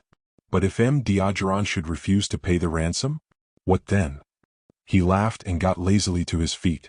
No, no. If Captain Levasseur is meanwhile to keep the girl as he proposes, then let him pay this ransom, and be his the risk if it should afterwards not be forthcoming. That's it, cried one of Levasseur's officers. And Cahusac added, it's reasonable that. Captain Blood is right. It is in the articles. What is in the articles, you fools? Levasseur was in danger of losing his head. Sacre Dieu! Where do you suppose that I have 20,000 pieces? My whole share of the prizes of this cruise does not come to half that sum. I'll be your debtor until I've earned it. Will that content you? All things considered, there is not a doubt that it would have done so had not Captain Blood intended otherwise. And if you should die before you have earned it? Ours is a calling fraught with risks, my captain. Damn you! Levasseur flung upon him livid with fury. Will nothing satisfy you? Oh, but yes. 20,000 pieces of 8 for immediate division. I haven't got it. Then let someone buy the prisoners who has. And who do you suppose has it if I have not? I have, said Captain Blood. You have. Levasseur's mouth fell open. You want the girl? Why not? And I exceed you in gallantry in that I will make sacrifices to obtain her, and in honesty in that I am ready to pay for what I want. Levasseur stared at him foolishly agape. Behind him pressed his officers, gaping also. Captain Blood sat down again on the cask and drew from an inner pocket of his doublet a little leather bag. I am glad to be able to resolve a difficulty that at one moment seemed insoluble. And under the bulging eyes of Levasseur and his officers, he untied the mouth of the bag and rolled into his left palm 4 or 5 pearls each of the size of a sparrow's egg. There were 20 such in the bag, the very pick of those taken in that raid upon the pearl fleet. You boast a knowledge of pearls, Cahusac. At what do you value this? The Breton took between coarse finger and thumb the proffered lustrous, delicately iridescent sphere, his shrewd eyes appraising it. 1,000 pieces, he answered shortly. It will fetch rather more in Tortuga or Jamaica, said Captain Blood, and twice as much in Europe. But I'll accept your valuation. They are almost of a size as you can see. Here are 12, representing 12,000 pieces of 8, which is La Footer's share of 3/5 of the prize as provided by the articles. For the 8,000 pieces that go to the Arabella, I make myself responsible to my own men. And now, Wolverstone, if you please, will you take my property aboard the Arabella? He stood up again, indicating the prisoners. I know. Levasseur threw wide the floodgates of his fury. No, by example. You shall not take her. He would have sprung upon Captain Blood, who stood aloof, alert, tight-lipped, and watchful. But it was one of Levasseur's own officers who hindered him. Nom de Dieu, my captain. What will you do? It is settled, honorably settled with satisfaction to all. To all? Blazed Levasseur. Assez. To all of you, you animals. But what of me? Cahusac, with the pearls clutched in his capacious hand, stepped up to him on the other side. Don't be a fool, Captain. Do you want to provoke trouble between the crews? His men outnumber us by nearly 2 to 1. What's a girl more or less? In heaven's name, let her go. He's paid handsomely for her and dealt fairly with us. Dealt fairly? Roared the infuriated captain. You. In all his foul vocabulary he could find no epithet to describe his lieutenant. He caught him a blow that almost sent him sprawling. The pearls were scattered in the sand. Cahusac dived after them, his fellows with him. Vengeance must wait. For some moments they groped there on hands and knees, oblivious of all else. And yet in those moments vital things were happening. Levasseur, his hand on his sword, his face a white mask of rage, was confronting Captain Blood to hinder his departure. You do not take her while I live, he cried. Then I'll take her when you're dead, said Captain Blood, and his own blade flashed in the sunlight. The articles provide that any man of whatever rank concealing any part of a prize, be it of the value of no more than a peso, shall be hanged at the yardarm. Is what I intended for you in the end. But since ye prefer it this way, ye muckrake, faith, I'll be humoring you. He waved away the men who would have interfered, and the blades rang together. Diogeron looked on, a man bemused, unable to surmise what the issue either way could mean for him. Meanwhile, 2 of Blood's men who had taken the place of the Frenchman's Negro guards, had removed the crown of whipcord from his brow. As for Mademoiselle, she had risen and was leaning forward, a hand pressed tightly to her heaving breast, her face deathly pale, a wild terror in her eyes. It was soon over. The brute strength, upon which Levasseur so confidently counted, could avail nothing against the Irishman's practiced skill. When, with both lungs transfixed, he lay prone on the white sand, coughing out his rascally life. Captain Blood looked calmly at Cahusac across the body. "I think that cancels the articles between us," he said. With soulless, cynical eyes, Cahusac considered the twitching body of his recent leader. Had Levasseur been a man of different temper, the affair might have ended in a very different manner. But, then, it is certain that Captain Blood would have adopted in dealing with him different tactics. As it was, Levasseur commanded neither love nor loyalty. The men who followed him were the very dregs of that vile trade, and cupidity was their only inspiration. Upon that cupidity Captain Blood had deftly played, until he had brought them to find Levasseur guilty of the one offense they deemed unpardonable, the crime of appropriating to himself something which might be converted into gold and shared amongst them all. Thus now the threatening mob of buccaneers that came hastening to the theater of that swift tragicomedy were appeased by a dozen words of Cahusac's. Whilst still they hesitated, Blood added something to quicken their decision. "If you will come to our anchorage, you shall receive at once your share of the booty of the Santiago, that you may dispose of it as you please." They crossed the island, the two prisoners accompanying them, and later that day the division made. They would have parted company but that Cahusac, at the instances of the men who had elected him Levasseur's successor, offered Captain Blood anew the services of that French contingent. "If you will sail with me again," the captain answered him, "you may do so on the condition that you make your peace with the Dutch and restore the brig and her cargo." The condition was accepted, and Captain Blood went off to find his guests, the children of the governor of Tortuga. Mademoiselle d'Ogeron and her brother, the latter now relieved of his bonds, sat in the great cabin of the Arabella, whither they had been conducted. Wine and food had been placed upon the table by Benjamin, Captain Blood's negro steward and cook, who had intimated to them that it was for their entertainment. But it had remained untouched. Brother and sister sat there in agonized bewilderment, conceiving that their escape was but from frying pan to fire. At length, overwrought by the suspense, Mademoiselle flung herself upon her knees before her brother to implore his pardon for all the evil brought upon them by her wicked folly. D'Ogeron was not in a forgiving mood. "I am glad that at least you realize what you have done. And now this other filibuster has bought you and you belong to him. You realize that too, I hope." He might have said more, but he checked upon perceiving that the door was opening. Captain Blood, coming from settling matters with the followers of Levasseur, stood on the threshold. D'Ogeron had not troubled to restrain his high-pitched voice, and the captain had overheard the Frenchman's last two sentences. Therefore he perfectly understood why Mademoiselle should bound up at sight of him, and shrink back in fear. "Mademoiselle," said he in his vile but fluent French, "I beg you to dismiss your fears. Aboard this ship you shall be treated with all honor. So soon as we are in case to put to sea again, we steer a course for Tortuga to take you home to your father. And pray do not consider that I have bought you, as your brother has just said. All that I have done has been to provide the ransom necessary to bribe a gang of scoundrels to depart from obedience to the arch-scoundrel who commanded them, and so deliver you from all peril. Count it, if you please, a friendly loan to be repaid entirely at your convenience." Mademoiselle stared at him in unbelief. D'Ogeron rose to his feet. "Monsieur, is it possible that you are serious?" "I am. It may not happen often nowadays. I may be a pirate. But my ways are not the ways of Levasseur, who should have stayed in Europe and practiced purse-cutting. I have a sort of honor, shall we say some rags of honor, remaining me from better days." Then on a brisker note he added, "We dine in an hour, and I trust that you will honor my table with your company. Meanwhile, Benjamin will see, monsieur, that you are more suitably provided in the matter of wardrobe."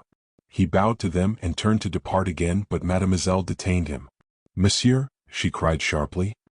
He checked and turned, while slowly she approached him, regarding him between dread and wonder. "Oh, you are noble." "I shouldn't put it as high as that myself," said he. You are. And it is but right that you should know all." "Madeleine," her brother cried out to restrain her. But she would not be restrained. Her surcharged heart must overflow in confidence. "Monsieur, for what befell I am greatly at fault. This man, this Levasseur." He stared, incredulous in his turn. "My God! Is it possible? That animal!" Abruptly she fell on her knees, caught his hand and kissed it before he could wrench it from her. "What do you do?" he cried. "An amende. In my mind I dishonored you by deeming you his like, by conceiving your fight with Levasseur a combat between jackals. On my knees, monsieur, I implore you to forgive me." Captain Blood looked down upon her, and a smile broke on his lips, irradiating the blue eyes that looked so oddly light in that tawny face. "Why, child?" said he, I might find it hard to forgive you the stupidity of having thought otherwise. As he handed her to her feet again, he assured himself that he had behaved rather well in the affair. Then he sighed. That dubious fame of his that had spread so quickly across the Caribbean would by now have reached the ears of Arabella Bishop. That she would despise him, he could not doubt, deeming him no better than all the other scoundrels who drove this villainous buccaneering trade. Therefore he hoped that some echo of this deed might reach her also, and be set by her against some of that contempt. For the whole truth which he withheld from Mademoiselle d'Ogeron was that in venturing his life to save her, he had been driven by the thought that the deed must be pleasing in the eyes of Miss Bishop could she but witness it. Chapter 16. The Trap. That affair of Mademoiselle d'Ogeron bore as its natural fruit an improvement in the already cordial relations between Captain Blood and the governor of Tortuga. At the fine stone house, with its green jalousied windows, which M. d'Ogeron had built himself in a spacious and luxuriant garden to the east of Cayona, the captain became a very welcome guest. D'Ogeron was in the captain's debt for more than the 20,000 pieces of eight which he had provided for Mademoiselle's ransom, and shrewd, hard bargain driver though he might be, the Frenchman could be generous and understood the sentiment of gratitude. This he now proved in every possible way, and under his powerful protection the credit of Captain Blood among the buccaneers very rapidly reached its zenith. So when it came to fitting out his fleet for that enterprise against Maracaibo, which had originally been Levasseur's project, he did not want for either ships or men to follow him. He recruited 500 adventurers in all, and he might have had as many thousands if he could have offered them accommodation. Similarly, without difficulty he might have increased his fleet to twice its strength of ships, but that he preferred to keep it what it was. The three vessels to which he confined it were the Arabella, the La Foudre, which Cahusac now commanded with a contingent of some 60 Frenchmen, and the Santiago, which had been refitted and rechristened the Elizabeth, after that Queen of England whose seamen had humbled Spain as Captain Blood now hoped to humble it again. Hagthorpe, in virtue of his service in the navy, was appointed by Blood to command her, and the appointment was confirmed by the men. It was some months after the rescue of Mademoiselle d'Ogeron, in August of that year 1687, that this little fleet, after some minor adventures which I pass over in silence, sailed into the great lake of Maracaibo and effected its raid upon that opulent city of the Main. The affair did not proceed exactly as was hoped, and Blood's force came to find itself in a precarious position. This is best explained in the words employed by Cahusac, which Pitt has carefully recorded, in the course of an altercation that broke out on the steps of the church of Nuestra Senora del Carmen, which Captain Blood had impiously appropriated for the purpose of a courtyard. I have said already that he was a papist only when it suited him. The dispute was being conducted by Hagthorpe, Wolverstone, and Pitt on the one side, and Cahusac, out of whose uneasiness it all arose, on the other. Behind them in the sun-scorched, dusty square, sparsely fringed by palms, whose fronds drooped listlessly in the quivering heat, surged a couple of hundred wild fellows belonging to both parties, their own excitement momentarily quelled so that they might listen to what passed among their leaders. Cahusac appeared to be having it all his own way, and he raised his harsh, querulous voice so that all might hear his truculent denunciation. He spoke, Pitt tells us, a dreadful kind of English which the shipmaster, however, makes little attempt to reproduce. His dress was as discordant as his speech. It was of a kind to advertise his trade, and ludicrously in contrast with the sober garb of Hagthorpe and the almost foppish daintiness of Jeremy Pitt. His soiled and blood-stained shirt of blue cotton was open in front, to cool his hairy breast, and the girdle about the waist of his leather breeches carried an arsenal of pistols and a knife, whilst a cutlass hung from a leather baldric loosely slung about his body. Above his countenance, broad and flat as a Mongolian's, a red scarf was swathed turban-wise about his head. "Is it that I have not warned you from the beginning that all was too easy?" he demanded between plaintiveness and fury. "I am no fool, my friends. I have eyes me, and I see. I see an abandoned fort at the entrance of the lake, and nobody there to fire a gun at us when we came in. Then I suspect the trap. Who would not that had eyes and brain? Bah! We come on. What do we find? A city, abandoned like the fort, a city out of which the people have taken all things of value. Again I warn Captain Blood. It is a trap, I say. We are to come on, always to come on without opposition, until we find that it is too late to go to sea again, that we cannot go back at all. But no one will listen to me. You all know so much more. Name of God. Captain Blood, he will go on, and we go on. We go to Gibraltar. True that at last, after long time, we catch the deputy governor. True we make him pay big ransom for Gibraltar. True, between that ransom and the loot we return here with some 2,000 pieces of 8. But what is it, in reality, will you tell me? Or shall I tell you? It is a piece of cheese in a mousetrap, and we are the little mice. Goddamn. And the cats? Oh, the cats, they wait for us. The cats are those 4 Spanish ships of war that have come meantime. And they wait for us outside the bottleneck of this lagoon. Mort de Dieu. That is what comes of the damned obstinacy of your fine Captain Blood. Wolverstone laughed. Cahusac exploded in fury. Ah, sang you? Tourist animal? You laugh. Tell me this. How do we get out again unless we accept the terms of Monsieur the Admiral of Spain? From the buccaneers at the foot of the steps came an angry rumble of approval. The single eye of the gigantic Wolverstone rolled terribly, and he clenched his great fists as if to strike the Frenchman, who was exposing them to mutiny. But Cahusac was not daunted. The mood of the men enheartened him. You think, perhaps, this your Captain Blood is the good God? That he can make miracles, eh? He is ridiculous, you know, this Captain Blood, with his grand air and his... He checked. Out of the church at that moment, grand air and all, sauntered Peter Blood. With him came a tough, long-legged French sea-wolf named Iberville, who, though still young, had already won fame as a privateer commander before the loss of his own ship had driven him to take service under Blood. The captain advanced towards that disputing group, leaning lightly upon his long ebony cane, his face shaded by a broad-plumed hat. There was in his appearance nothing of the buccaneer. He had much more the air of a lounger in the Mall or the Alameda, the latter rather, since his elegant suit of violet taffetas with gold-embroidered buttonholes was in the Spanish fashion. But the long, stout, serviceable rapier, thrust up behind by the left hand resting lightly on the pommel, corrected the impression. That and those steely eyes of his announced the adventurer.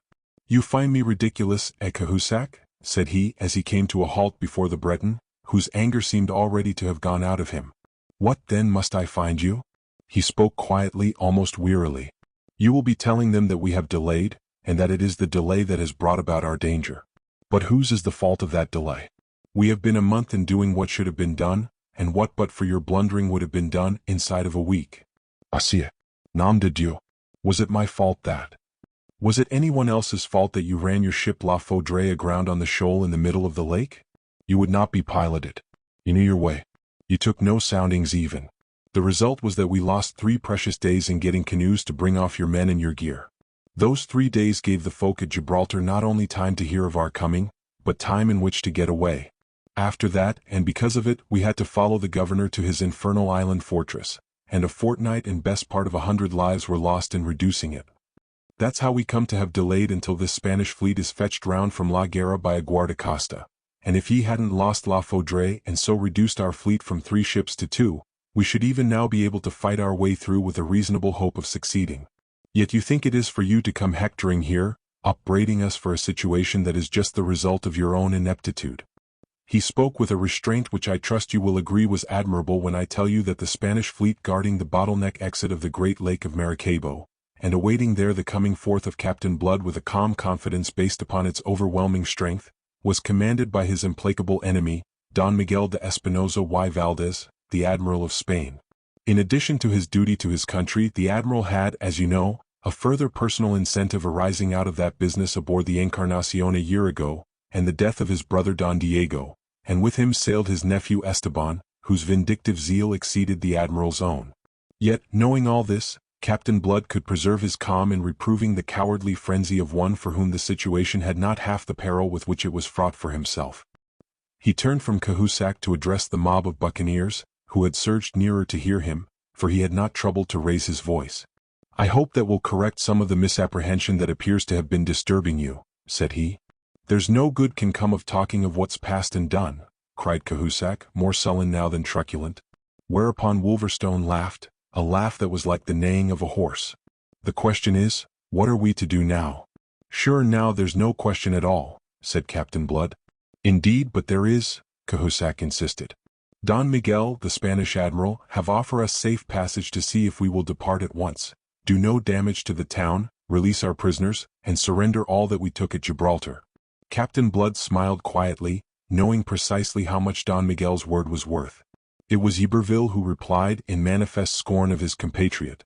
Which argues that even at this disadvantage as he has us, the Spanish admiral is still afraid of us. That can be only because he not know our real weakness, was the fierce retort. And anyway we must accept these terms. We have no choice. That is my opinion.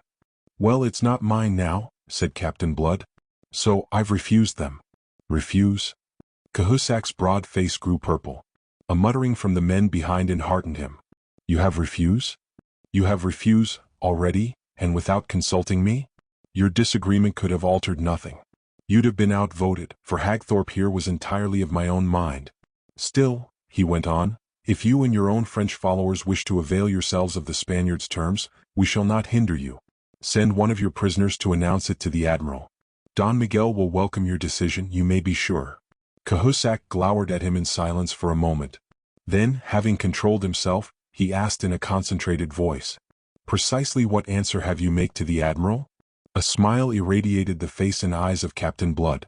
I have answered him that unless within 24 hours we have his parole to stand out to sea, ceasing to dispute our passage or hinder our departure, and a ransom of 50,000 pieces of 8 for Maracaibo, we shall reduce this beautiful city to ashes, and thereafter go out and destroy his fleet.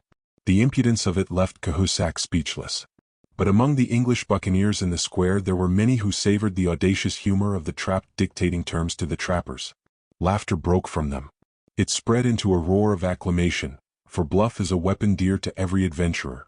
Presently, when they understood it, even Cahusac's French followers were carried off their feet by that wave of jocular enthusiasm, until in his truculent obstinacy Cahusac remained the only dissentient. He withdrew in mortification. Nor was he to be mollified until the following day brought him his revenge. This came in the shape of a messenger from Don Miguel with a letter in which the Spanish admiral solemnly vowed to God that, since the pirates had refused his magnanimous offer to permit them to surrender with the honors of war, he would now await them at the mouth of the lake there to destroy them on their coming forth.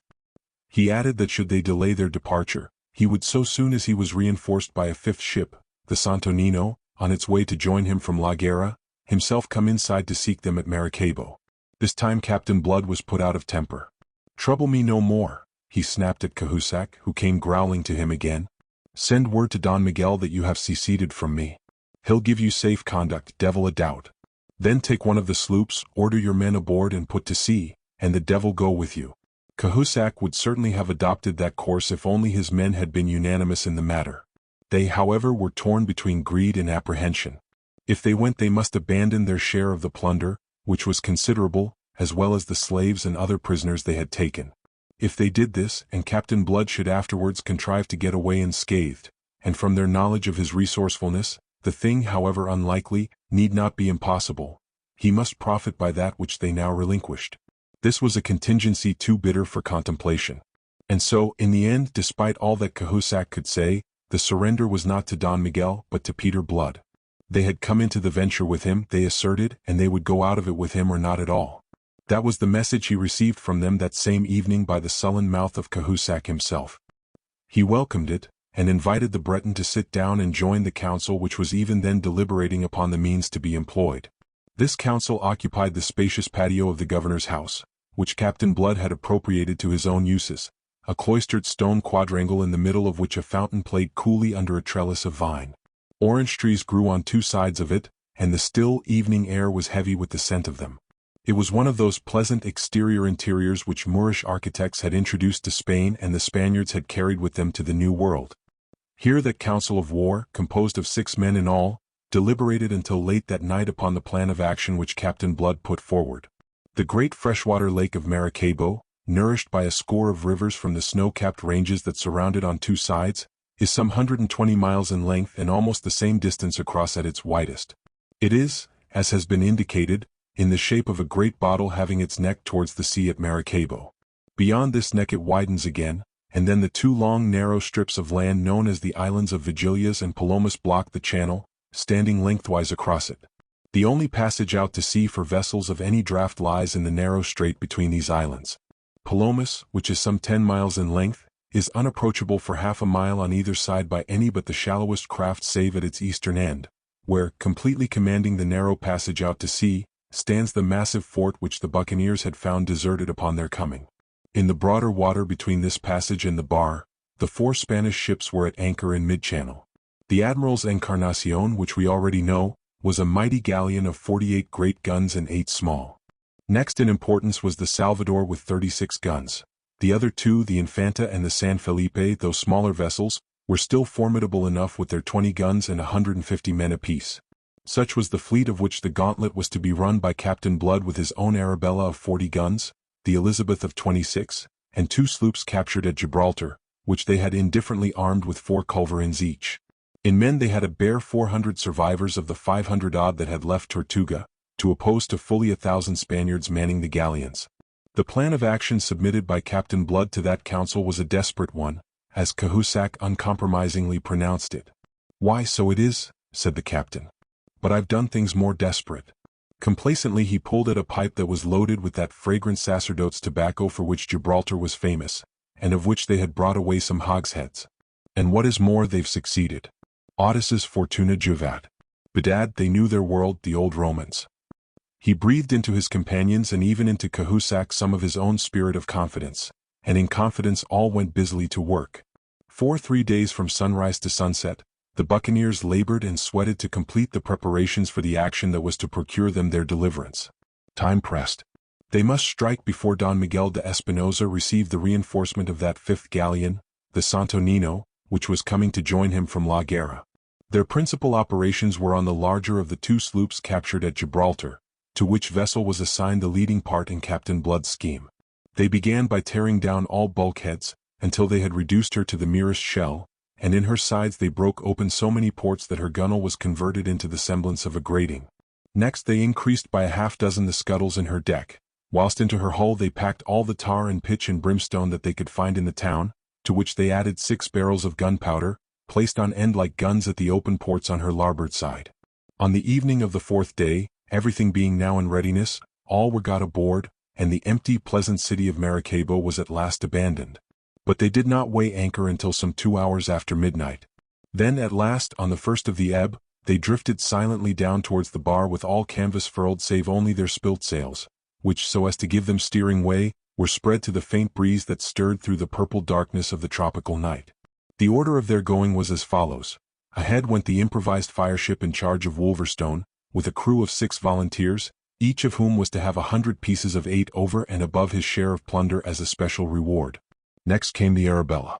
She was followed at a distance by the Elizabeth, commanded by Hagthorpe, with whom was the now shipless Cahusac and the bulk of his French followers. The rear was brought up by the 2nd sloop and some 8 canoes, aboard of which had been shipped the prisoners, the slaves, and most of the captured merchandise. The prisoners were all pinioned, and guarded by 4 buccaneers with musktons who manned these boats in addition to the 2 fellows who were to sail them. Their place was to be in the rear and they were to take no part whatever in the coming fight.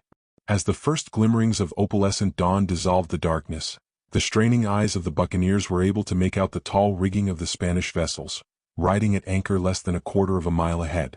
Entirely without suspicion as the Spaniards were, and rendered confident by their own overwhelming strength, it is unlikely that they used a vigilance keener than their careless habit. Certain it is that they did not sight Blood's fleet in that dim light until some time after Blood's fleet had sighted them. By the time that they had actively roused themselves, Wolverstone's sloop was almost upon them, speeding under canvas which had been crowded to her yards the moment the galleons had loomed into view. Straight for the Admiral's great ship, the Encarnacion, did Wolverstone head the sloop. Then, lashing down the helm, he kindled from a match that hung ready lighted beside him a great torch of thickly plaited straw that had been steeped in bitumen. First it glowed, then as he swung it round his head, it burst into flame, just as the slight vessel went crashing and bumping and scraping against the side of the flagship, whilst rigging became tangled with rigging, to the straining of yards and snapping of spars overhead. His 6 men stood at their posts on the larboard side, stark naked, each armed with a grapnel, 4 of them on the gunwale, 2 of them aloft. At the moment of impact these grapnels were slung to bind the Spaniard to them, those aloft being intended to complete and preserve the entanglement of the rigging. Aboard the rudely awakened galleon all was confused hurrying, scurrying, trumpeting, and shouting. At first there had been a desperately hurried attempt to get up the anchor, but this was abandoned as being already too late, and conceiving themselves on the point of being boarded, the Spaniards stood to arms to ward off the onslaught. Its slowness in coming intrigued them, being so different from the usual tactics of the buccaneers. Further intrigued were they by the sight of the gigantic Wolverstone speeding naked along his deck with a great flaming torch held high. Not until he had completed his work did they begin to suspect the truth, that he was lighting slow matches, and then one of their officers, rendered reckless by panic, ordered a boarding party onto the shop. The order came too late. Wolverstone had seen his 6 fellows drop overboard after the grapnels were fixed, and then had sped himself to the starboard gunwale. Thence he flung his flaming torch down the nearest gaping scuttle into the hold, and thereupon dived overboard in his turn, to be picked up presently by the longboat from the Arabella. But before that happened, the sloop was a thing of fire, from which explosions were hurling blazing combustibles aboard the Encarnacion, and long tongues of flame were licking out to consume the galleon, beating back those daring Spaniards who, too late, strove desperately to cut her adrift. And whilst the most formidable vessel of the Spanish fleet was thus being put out of action at the outset, Blood had sailed in to open fire upon the Salvador. First, athwart her hawse, he had loosed a broadside that had swept her decks with terrific effect. Then, going on and about, he had put a second broadside into her hull at short range. Leaving her thus half-crippled, temporarily at least, and keeping to his course, he had bewildered the crew of the Infanta by a couple of shots from the chasers on his beakhead, then crashed alongside to grapple and board her, whilst Hagthorpe was doing the like by the San Felipe. And in all this time not a single shot had the Spaniards contrived to fire, so completely had they been taken by surprise, and so swift and paralyzing had been Blood's stroke. Boarded now and faced by the cold steel of the buccaneers, neither the San Felipe nor the Infanta offered much resistance.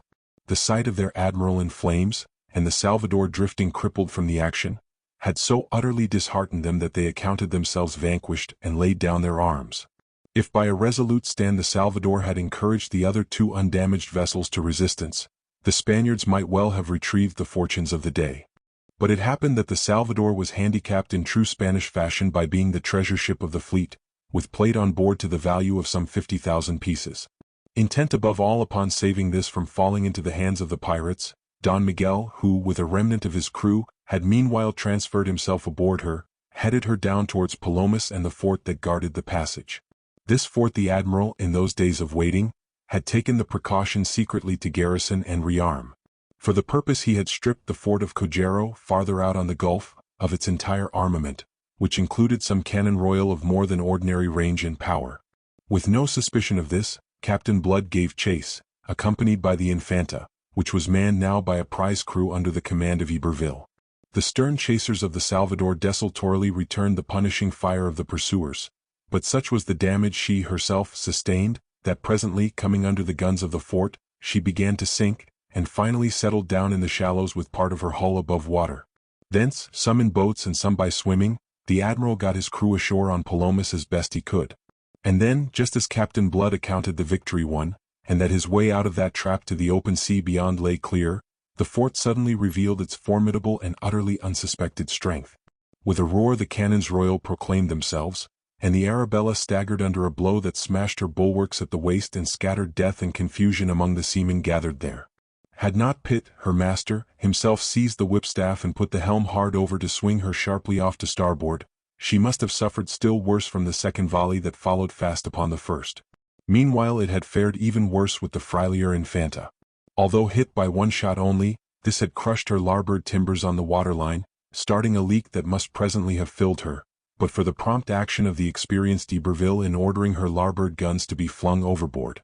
Thus lightened, and listing now to starboard, he fetched her about, and went staggering after the retreating Arabella, followed by the fire of the fort, which did them, however, little further damage. Out of range at last they lay to, joined by the Elizabeth and the San Felipe, to consider their position. Chapter 17. The Dupes. It was a crestfallen Captain Blood who presided over that hastily summoned council held on the poop deck of the Arabella in the brilliant morning sunshine. It was, he declared afterwards, one of the bitterest moments in his career. He was compelled to digest the fact that having conducted the engagement with a skill of which he might justly be proud, having destroyed a force so superior in ships and guns and men that Don Miguel de Espinosa had justifiably deemed it overwhelming, his victory was rendered barren by 3 lucky shots from an unsuspected battery by which they had been surprised. And barren must their victory remain until they could reduce the fort that still remained to defend the passage. At first Captain Blood was for putting his ships in order and making the attempt there and then. But the others dissuaded him from betraying an impetuosity usually foreign to him, and born entirely of chagrin and mortification, emotions which will render unreasonable the most reasonable of men. With returning calm he surveyed the situation. The Arabella was no longer in case to put to sea, The Infanta was merely kept afloat by artifice, and the San Felipe was almost as sorely damaged by the fire she had sustained from the buccaneers before surrendering. Clearly, then, he was compelled to admit in the end that nothing remained but to return to Maracaibo, there to refit the ships before attempting to force the passage. And so, back to Maracaibo came those defeated victors of that short, terrible fight. And if anything had been wanting further to exasperate their leader, he had it in the pessimism of which Cahusac did not economize expressions. Transported at first to heights of dizzy satisfaction by the swift and easy victory of their inferior force that morning, the Frenchman was now plunged back and more deeply than ever into the abyss of hopelessness. And his mood infected at least the main body of his own followers. "It is the end," he told Captain Blood. "This time we are checkmated." "I'll take the liberty of reminding you that you said the same before," Captain Blood answered him as patiently as he could. "Yet you've seen what you've seen, and you'll not deny that in ships and guns we are returning stronger than we went. Look at our present fleet, man." "I am looking at it," said Cahusac. "Pish! You're a white-livered cur when all is said. You call me a coward? I'll take that liberty." The Breton glared at him, breathing hard. But he had no mind to ask satisfaction for the insult.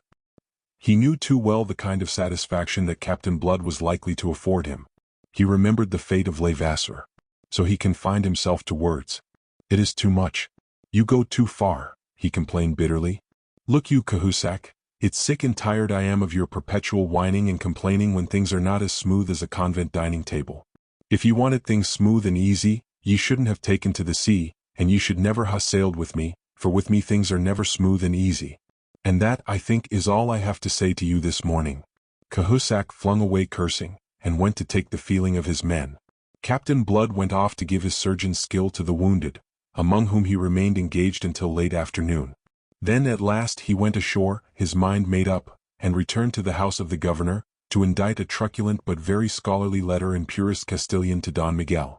"I have shown your excellency this morning of what I am capable," he wrote. "Although outnumbered by more than 2 to 1 in men, in ships, and in guns, I have sunk or captured the vessels of the great fleet with which you were to come to Maracaibo to destroy us. So that you are no longer in case to carry out your boast, even when your reinforcements on the Santo Nino reach you from La Guerra. From what has occurred, you may judge of what must occur. I should not trouble your excellency with this letter but that I am a humane man, abhorring bloodshed.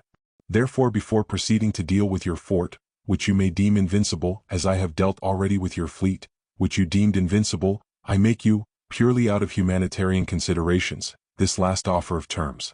I will spare the city of Maracaibo and forthwith evacuate it, leaving behind me the 40 prisoners I have taken, in consideration of your paying me the sum of 50,000 pieces of 8 and 100 head of cattle as a ransom, thereafter granting me unmolested passage of the bar. My prisoners, most of whom are persons of consideration, I will retain as hostages until after my departure, sending them back in the canoes which we shall take with us for that purpose. If your excellency should be so ill-advised as to refuse these terms, and thereby impose upon me the necessity of reducing your fort at the cost of some lives, I warn you that you may expect no quarter from us, and that I shall begin by leaving a heap of ashes where this pleasant city of Maracaibo now stands." The letter written, he bade them bring him from among the prisoners the deputy governor of Maracaibo, who had been taken at Gibraltar. Disclosing its contents to him, he dispatched him with it to Don Miguel. His choice of a messenger was shrewd. The deputy governor was of all men the most anxious for the deliverance of his city, the one man who on his own account would plead most fervently for its preservation at all costs from the fate with which Captain Blood was threatening it. And as he reckoned so it befell. The deputy governor added his own passionate pleading to the proposals of the letter. But Don Miguel was of stouter heart.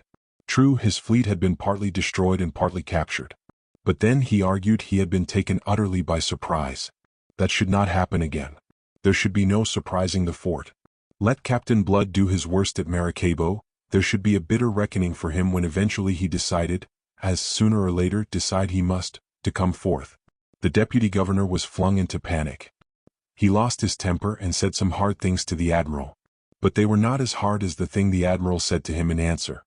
"Had you been as loyal to your king in hindering the entrance of these cursed pirates as I shall be in hindering their going forth again, we should not now find ourselves in our present straits. So weary me no more with your coward counsels. I make no terms with Captain Blood. I know my duty to my king and I intend to perform it. I also know my duty to myself. I have a private score with this rascal and I intend to settle it, Take you that message back. So back to Maracaibo, back to his own handsome house in which Captain Blood had established his quarters, came the deputy governor with the admiral's answer. And because he had been shamed into a show of spirit by the admiral's own stout courage in adversity, he delivered it as truculently as the admiral could have desired. "And is it like that?" said Captain Blood with a quiet smile, though the heart of him sank at this failure of his bluster. Well, it's a pity now that the admiral's so headstrong. It was that way he lost his fleet, which was his own to lose. This pleasant city of Maracaibo isn't. So no doubt he'll lose it with fewer misgivings. I'm sorry. Waste like bloodshed is a thing abhorrent to me. But there ye are. I'll have the faggots to the place in the morning, and maybe when he sees the blaze tomorrow night he'll begin to believe that Peter Blood is a man of his word. Ye may go, Don Francisco." The deputy governor went out with dragging feet, followed by guards, his momentary truculence utterly spent. But no sooner had he departed than up leapt Cahusac, who had been of the council assembled to receive the admiral's answer. His face was white and his hands shook as he held them out in protest. "Death of my life, what have you to say now?" he cried, his voice husky. And without waiting to hear what it might be, he raved on, "I knew you not frighten the admiral so easy. He hold us in trap, and he knows it, yet you dream that he will yield himself to your impudent message. Your fool letter it have sealed, the doom of us all." "Have ye done?" quoth Blood quietly as the Frenchman paused for breath. "No, I have not." "Then spare me the rest. It'll be of the same quality, devil a doubt, and it doesn't help us to solve the riddle that's before us." "But what are you going to do? Is it that you will tell me?"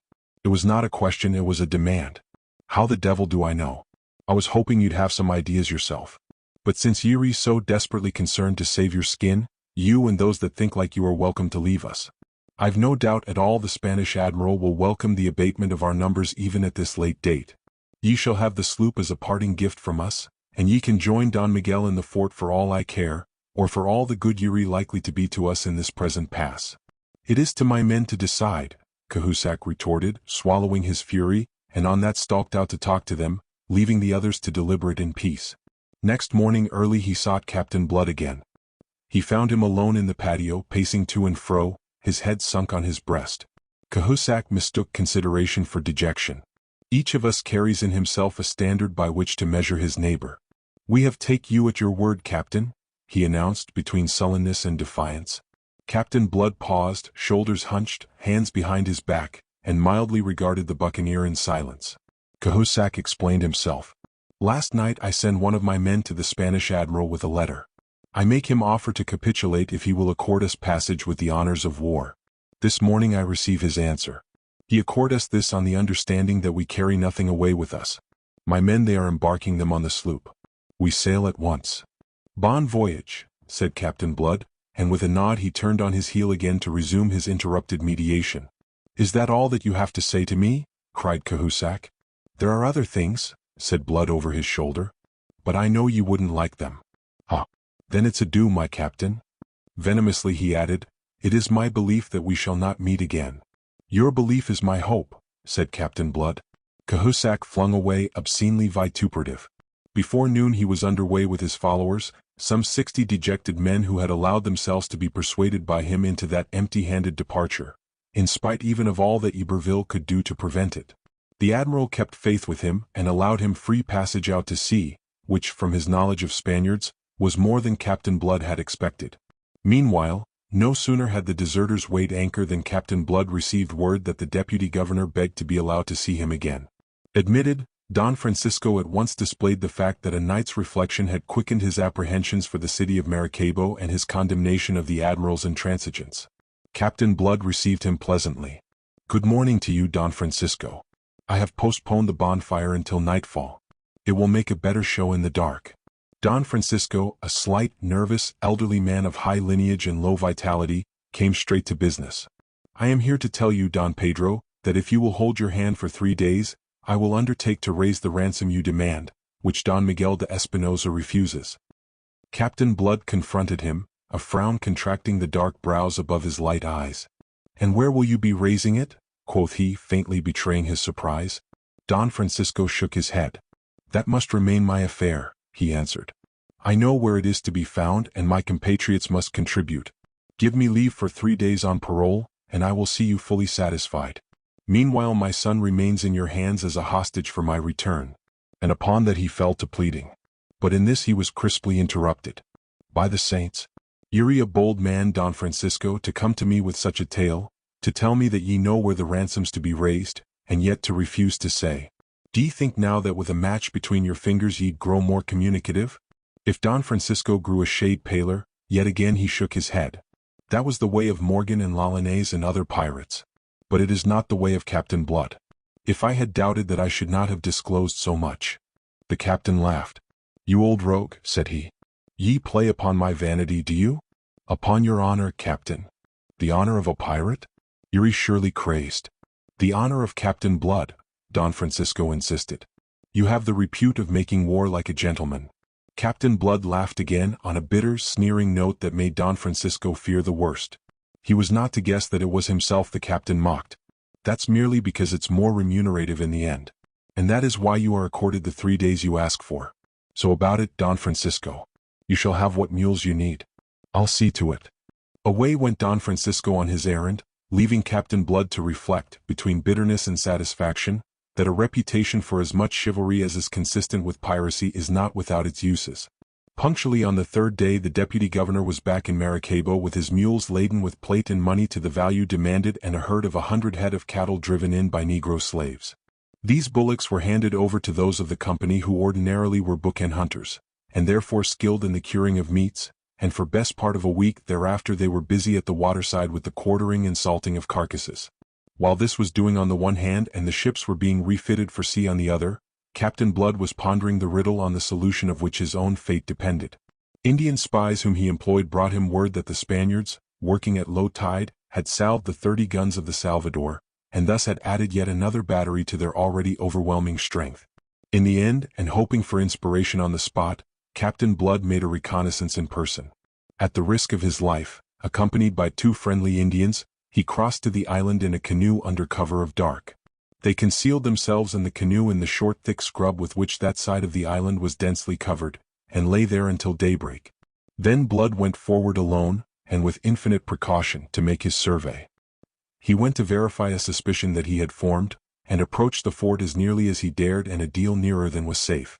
On all fours he crawled to the summit of an eminence a mile or so away, whence he found himself commanding a view of the interior dispositions of the stronghold. By the aid of a telescope with which he had equipped himself he was able to verify that, as he had suspected and hoped, the fort's artillery was all mounted on the seaward side. Satisfied, he returned to Maracaibo and laid before the 6 who composed his council, Pitt, Hagthorpe, Iberville, Wolverstone, Dyke and Ogle, a proposal to storm the fort from the landward side. Crossing to the island under cover of night, they would take the Spaniards by surprise and attempt to overpower them before they could shift their guns to meet the onslaught. With the exception of Wolverstone, who was by temperament the kind of man who favors desperate chances, those officers received the proposal coldly. Hagthorpe incontinently opposed it. "It's a harebrained scheme, Peter," he said gravely, shaking his handsome head. "Consider now that we cannot depend upon approaching unperceived to a distance whence we might storm the fort before the cannon could be moved. But even if we could, we can take no cannon ourselves. We must depend entirely upon our small arms, and how shall we, a bare 300-inch, for this was the number to which Cahusac's defection had reduced them, cross the open to attack more than twice that number under cover?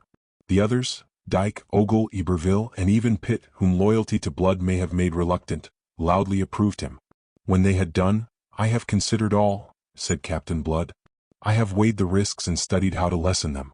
In these desperate straits—" He broke off abruptly. A moment he frowned, deep in thought. Then his face was suddenly alight with inspiration. Slowly he drooped his head and sat there considering, weighing chin on breast. Then he nodded, muttering, "Yes," and again, "Yes." He looked up to face them. "Listen," he cried. "You may be right. The risks may be too heavy. Whether or not, I have thought of a better way. That which should have been the real attack shall be no more than a feint. Here, then, is the plan I now propose." He talked swiftly and clearly, and as he talked one by one his officers' faces became alight with eagerness. When he had done, they cried as with one voice that he had saved them. "That is yet to be proved in action," said he. Since for the last 24 hours all had been in readiness for departure, there was nothing now to delay them, and it was decided to move next morning. Such was Captain Blood's assurance of success that he immediately freed the prisoners held as hostages, and even the Negro slaves who were regarded by the others as legitimate plunder. His only precaution against those released prisoners was to order them into the church and there lock them up, to await deliverance at the hands of those who should presently be coming into the city. Then, all being aboard the 3 ships, with the treasure safely stowed in their holds and the slaves under hatches, the buccaneers weighed anchor and stood out for the bar, each vessel towing 3 piraguas astern. The admiral, beholding their stately advance in the full light of noon, their sails gleaming white in the glare of the sunlight, rubbed his long lean hands in satisfaction, and laughed through his teeth. "At last," he cried, "God delivers him into my hands."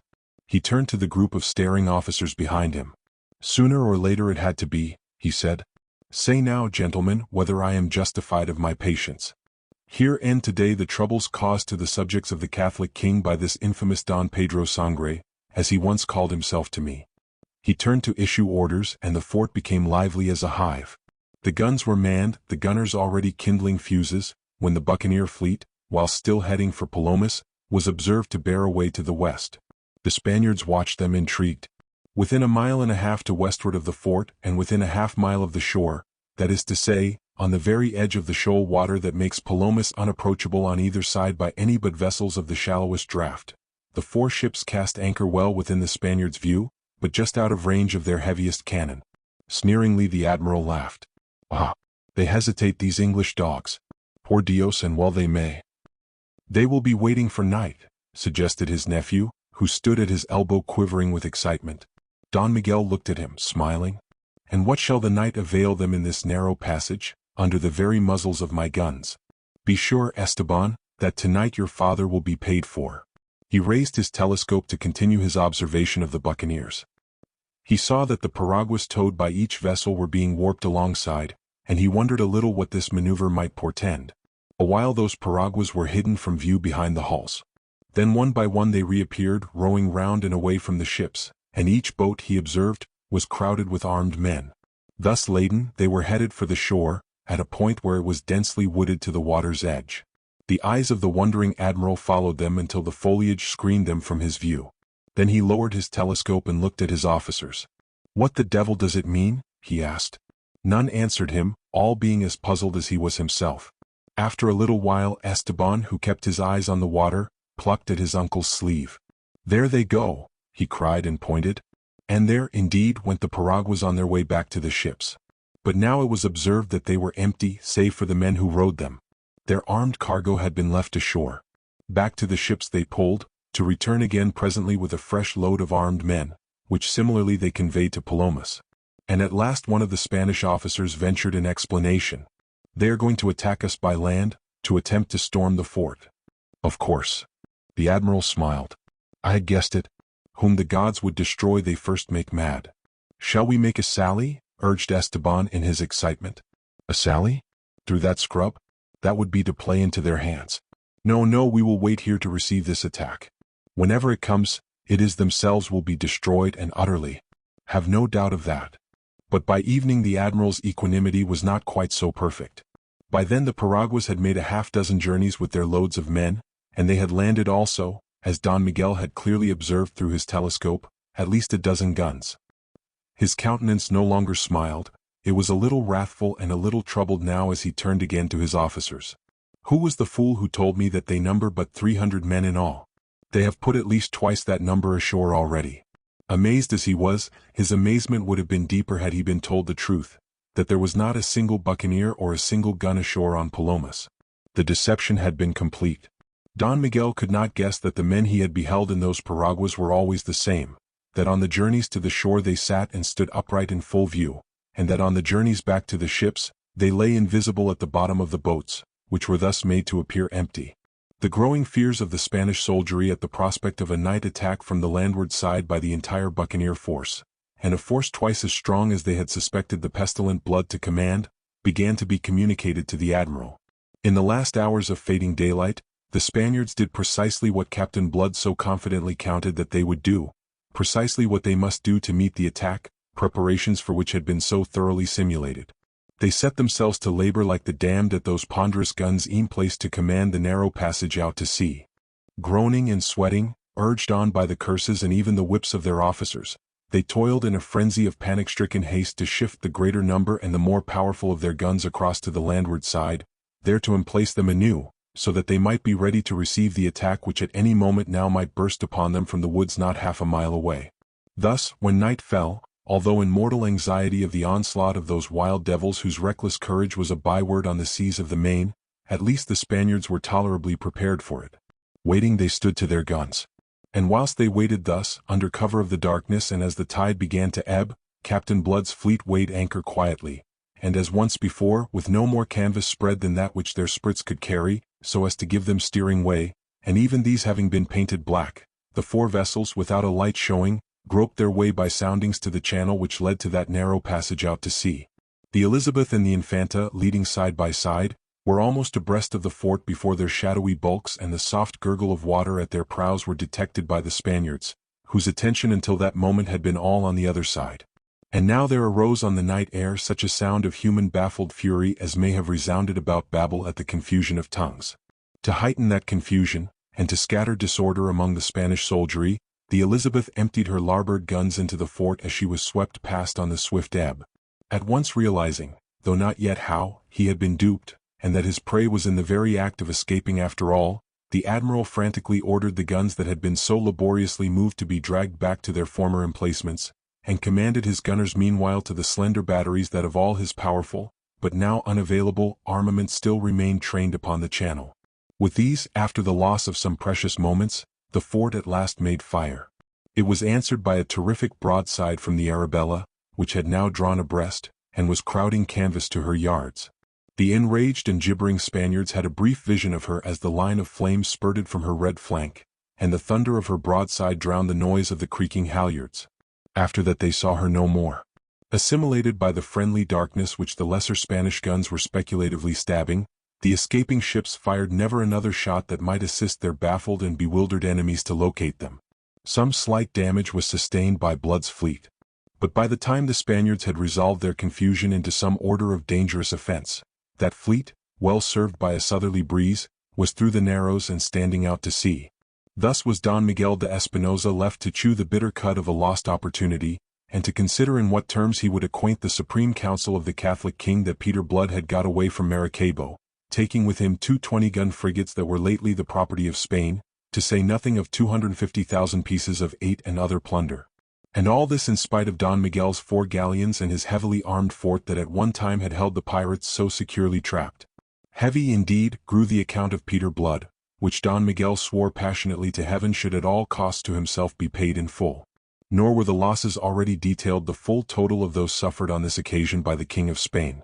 For on the following evening, off the coast of Oruba at the mouth of the Gulf of Venezuela, Captain Blood's fleet came upon the belated Santo Nino, speeding under full sail to reinforce Don Miguel at Maracaibo. At first the Spaniard had conceived that she was meeting the victorious fleet of Don Miguel, returning from the destruction of the pirates. When at comparatively close quarters the pennon of St. George soared to the Arabella's masthead to disillusion her, the Santo Nino chose the better part of valor and struck her flag.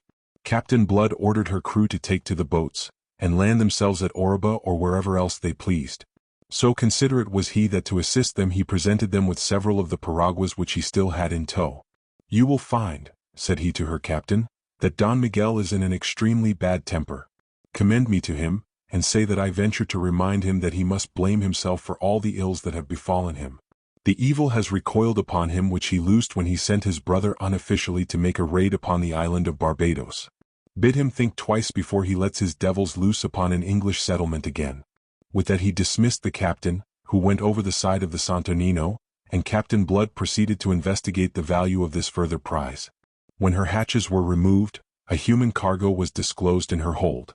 "Slaves," said Wolverstone, and persisted in that belief, cursing Spanish devilry until Cahusac crawled up out of the dark bowels of the ship, and stood blinking in the sunlight. There was more than sunlight to make the Breton pirate blink. And those that crawled out after him, the remnants of his crew, cursed him horribly for the pusillanimity which had brought them into the ignominy of owing their deliverance to those whom they had deserted as lost beyond hope. Their sloop had encountered and had been sunk 3 days ago by the Santo Nino, and Cahusac had narrowly escaped hanging merely that for some time he might be a mock among the brethren of the coast. For many a month thereafter he was to hear in Tortuga the jeering taunt, "Where do you spend the gold that you brought back from Maracaibo?" Chapter 18. The Milagrosa. The affair at Maracaibo is to be considered as Captain Blood's buccaneering masterpiece. Although there is scarcely one of the many actions that he fought, recorded in such particular detail by Jeremy Pitt, which does not afford some instance of his genius for naval tactics, yet in none is this more shiningly displayed than in those two engagements by which he won out of the trap which Don Miguel de Espinosa had sprung upon him. The fame which he had enjoyed before this, great as it already was, is dwarfed into insignificance by the fame that followed. It was a fame such as no buccaneer, not even Morgan, has ever boasted before or since. In Tortuga, during the months he spent there refitting the 3 ships he had captured from the fleet that had gone out to destroy him, he found himself almost an object of worship in the eyes of the wild brethren of the coast, all of whom now clamored for the honor of serving under him. It placed him in the rare position of being able to pick and choose the crews for his augmented fleet, and he chose fastidiously. When next he sailed away it was with a fleet of 5 fine ships in which went something over 1,000 men. Thus you behold him not merely famous but really formidable. The 3 captured Spanish vessels he had renamed with a certain scholarly humor the Clotho, Lachesis, and Atropos, a grimly jocular manner of conveying to the world that he made them the arbiters of the fate of any Spaniards he should henceforth encounter upon the seas. In Europe the news of this fleet, following upon the news of the Spanish admiral's defeat at Maracaibo, produced something of a sensation. Spain and England were variously and unpleasantly exercised, and if you care to turn up the diplomatic correspondence exchanged on the subject, you will find that it is considerable and not always amiable. And meanwhile in the Caribbean, the Spanish admiral Don Miguel de Espinosa might be said, to use a term not yet invented in his day, to have run amok. The disgrace into which he had fallen as a result of the disasters suffered at the hands of Captain Blood had driven the admiral all but mad. It is impossible, if we impose our minds impartially, to withhold a certain sympathy from Don Miguel. Hate was now this unfortunate man's daily bread, and the hope of vengeance an obsession to his mind. As a madman he went raging up and down the Caribbean seeking his enemy, and in the meantime, as an hors d'oeuvre to his vindictive appetite, he fell upon any ship of England or of France that loomed above his horizon. I need say no more to convey the fact that this illustrious sea captain and great gentleman of Castile had lost his head, and was become a pirate in his turn. The Supreme Council of Castile might anon condemn him for his practices. But how should that matter to one who already was condemned beyond redemption? On the contrary, if he should live to lay the audacious and ineffable Blood by the heels, it was possible that Spain might view his present irregularities and earlier losses with a more lenient eye. And so, reckless of the fact that Captain Blood was now in vastly superior strength, the Spaniard sought him up and down the trackless seas. But for a whole year he sought him vainly. The circumstances in which eventually they met are very curious. An intelligent observation of the facts of human existence will reveal to shallow-minded folk who sneer at the use of coincidence in the arts of fiction and drama that life itself is little more than a series of coincidences. Open the history of the past at whatsoever page you will, and there you shall find coincidence at work bringing about events that the merest chance might have averted. Indeed, coincidence may be defined as the very tool used by fate to shape the destinies of men and nations. Observe it now at work in the affairs of Captain Blood and of some others. On the September 15th of the year 1688, a memorable year in the annals of England, 3 ships were afloat upon the Caribbean, which in their coming conjunctions were to work out the fortunes of several persons. The first of these was Captain Blood's flagship the Arabella, which had been separated from the buccaneer fleet in a hurricane off the Lesser Antilles. In somewhere about 17 degrees and lat and 74 degrees long, she was beating up for the windward passage before the intermittent southeasterly breezes of that stifling season, homing for Tortuga, the natural rendezvous of the dispersed vessels. The second ship was the great Spanish galleon, the Milagrosa, which, accompanied by the smaller frigate Hidalga, lurked off the Caymites, to the north of the long peninsula that thrusts out from the southwest corner of Hispaniola. Aboard the Milagrosa sailed the vindictive Don Miguel. The third and last of these ships with which we are at present concerned was an English man-of-war, which on the date I have given was at anchor in the French port of St. Nicholas on the northwest coast of Hispaniola. She was on her way from Plymouth to Jamaica, and carried on board a very distinguished passenger in the person of Lord Julian Wade, who came charged by his kinsman, my Lord Sunderland, with a mission of some consequence and delicacy, directly arising out of that vexatious correspondence between England and Spain. The French government, like the English, excessively annoyed by the depredations of the buccaneers, and the constant straining of relations with Spain that ensued, had sought in vain to put them down by enjoining the utmost severity against them upon her various overseas governors.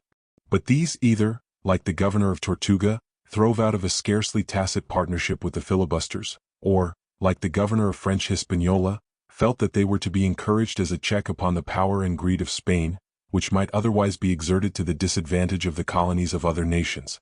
They looked, indeed, with apprehension upon recourse to any vigorous measures which must result in driving many of the buccaneers to seek new hunting grounds in the South Sea. To satisfy King James's anxiety to conciliate Spain, and in response to the Spanish ambassador's constant and grievous expostulations, my Lord Sunderland, the Secretary of State, had appointed a strong man to the deputy governorship of Jamaica. This strong man was that Colonel Bishop who for some years now had been the most influential planter in Barbados. Colonel Bishop had accepted the post, and departed from the plantations in which his great wealth was being amassed with an eagerness that had its roots in a desire to pay off a score of his own with Peter Blood.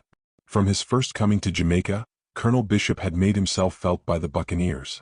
But do what he might, the one buccaneer whom he made his particular quarry, that Peter Blood who once had been his slave, eluded him ever and continued undeterred and in great force to harass the Spaniards upon sea and land, and to keep the relations between England and Spain in a state of perpetual ferment, particularly dangerous in those days when the peace of Europe was precariously maintained.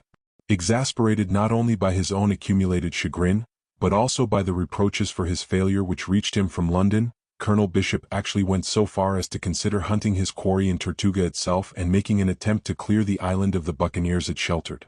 Fortunately for himself, he abandoned the notion of so insane an enterprise, deterred not only by the enormous natural strength of the place, but also by the reflection that a raid upon what was, nominally at least, a French settlement, must be attended by grave offense to France. Yet short of some such measure, it appeared to Colonel Bishop that he was baffled. He confessed as much in a letter to the Secretary of State. This letter and the state of things which it disclosed made my Lord Sunderland despair of solving this vexatious problem by ordinary means. He turned to the consideration of extraordinary ones, and bethought him of the plan adopted with Morgan, who had been enlisted into the king's service under Charles II. It occurred to him that a similar course might be similarly effective with Captain Blood. His lordship did not omit the consideration that Blood's present outlawry might well have been undertaken not from inclination, but under stress of sheer necessity, that he had been forced into it by the circumstances of his transportation, and that he would welcome the opportunity of emerging from it. Acting upon this conclusion, Sunderland sent out his kinsman, Lord Julian Wade, with some commissions made out in blank, and full directions as to the course which the Secretary considered it desirable to pursue and yet full discretion in the matter of pursuing them. The crafty Sunderland, master of all labyrinths of intrigue, advised his kinsman that in the event of his finding Blood intractable, or judging for other reasons that it was not desirable to enlist him in the king's service, he should turn his attention to the officers serving under him, and by seducing them away from him leave him so weakened that he must fall an easy victim to Colonel Bishop's fleet. The Royal Mary, the vessel bearing that ingenious, tolerably accomplished, mildly dissolute, entirely elegant envoy of my Lord Sunderland's, made a good passage to St. Nicholas, her last port of call before Jamaica. It was understood that as a preliminary Lord Julian should report himself to the Deputy Governor at Port Royal, whence at need he might have himself conveyed to Tortuga. Now it happened that the Deputy Governor's niece had come to St. Nicholas some months earlier on a visit to some relatives, and so that she might escape the insufferable heat of Jamaica in that season. The time for her return being now at hand, a passage was sought for her aboard the Royal Mary, and in view of her uncle's rank and position promptly accorded. Lord Julian hailed her advent with satisfaction.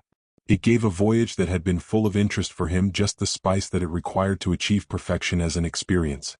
His lordship was one of your gallants to whom existence that is not graced by womankind is more or less of a stagnation.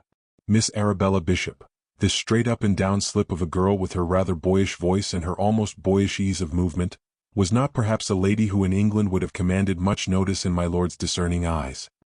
His very sophisticated, carefully educated tastes in such matters inclined him towards the plump, the languishing, and the quite helplessly feminine. Miss Bishop's charms were undeniable, but they were such that it would take a delicate-minded man to appreciate them, and my Lord Julian, whilst of a mind that was very far from gross, did not possess the necessary degree of delicacy. I must not by this be understood to imply anything against him. It remained, however, that Miss Bishop was a young woman and a lady, and in the latitude into which Lord Julian had strayed this was a phenomenon sufficiently rare to command attention. On his side, with his title and position, his personal grace and the charm of a practiced courtier, he bore about him the atmosphere of the great world in which normally he had his being, a world that was little more than a name to her, who had spent most of her life in the Antilles. It is not therefore wonderful that they should have been attracted to each other before the Royal Mary was warped out of St. Nicholas. Each could tell the other much upon which the other desired information. He could regale her imagination with stories of St. James's, in many of which he assigned himself a heroic, or at least a distinguished part, and she could enrich his mind with information concerning this new world to which he had come.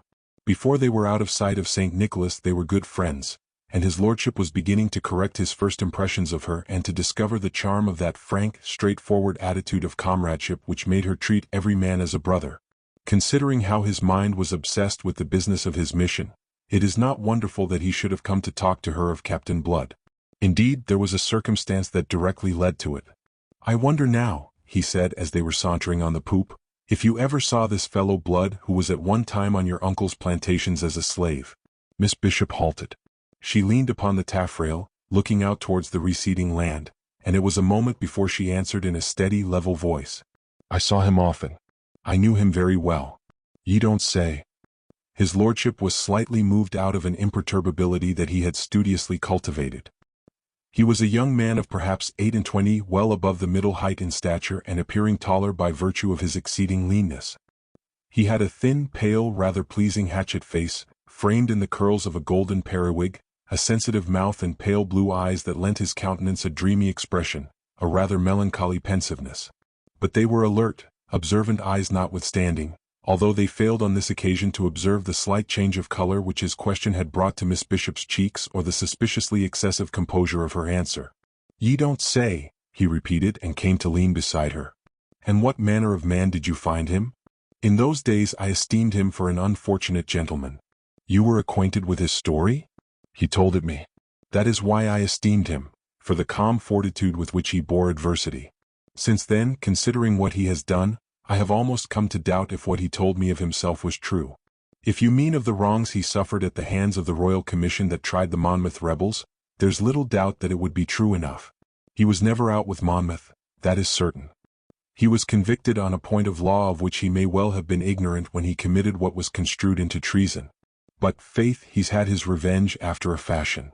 That," she said in a small voice, "is the unforgivable thing. It has destroyed him, deservedly."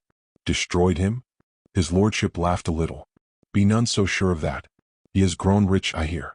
He has translated, so it is said, his Spanish spoils into French gold, which is being treasured up for him in France. His future father-in-law, M. D'Ogeron, has seen to that." "His future father-in-law?" said she, and stared at him round-eyed with parted lips. Then added, "M. D'Ogeron? The governor of Tortuga?" "The same. You see the fellow's well protected. It's a piece of news I gathered in St. Nicholas. I am not sure that I welcome it, for I am not sure that it makes any easier a task upon which my kinsman, Lord Sunderland, has sent me hither. But there it is. You didn't know?" She shook her head without replying. She had averted her face, and her eyes were staring down at the gently heaving water. After a moment she spoke, her voice steady and perfectly controlled.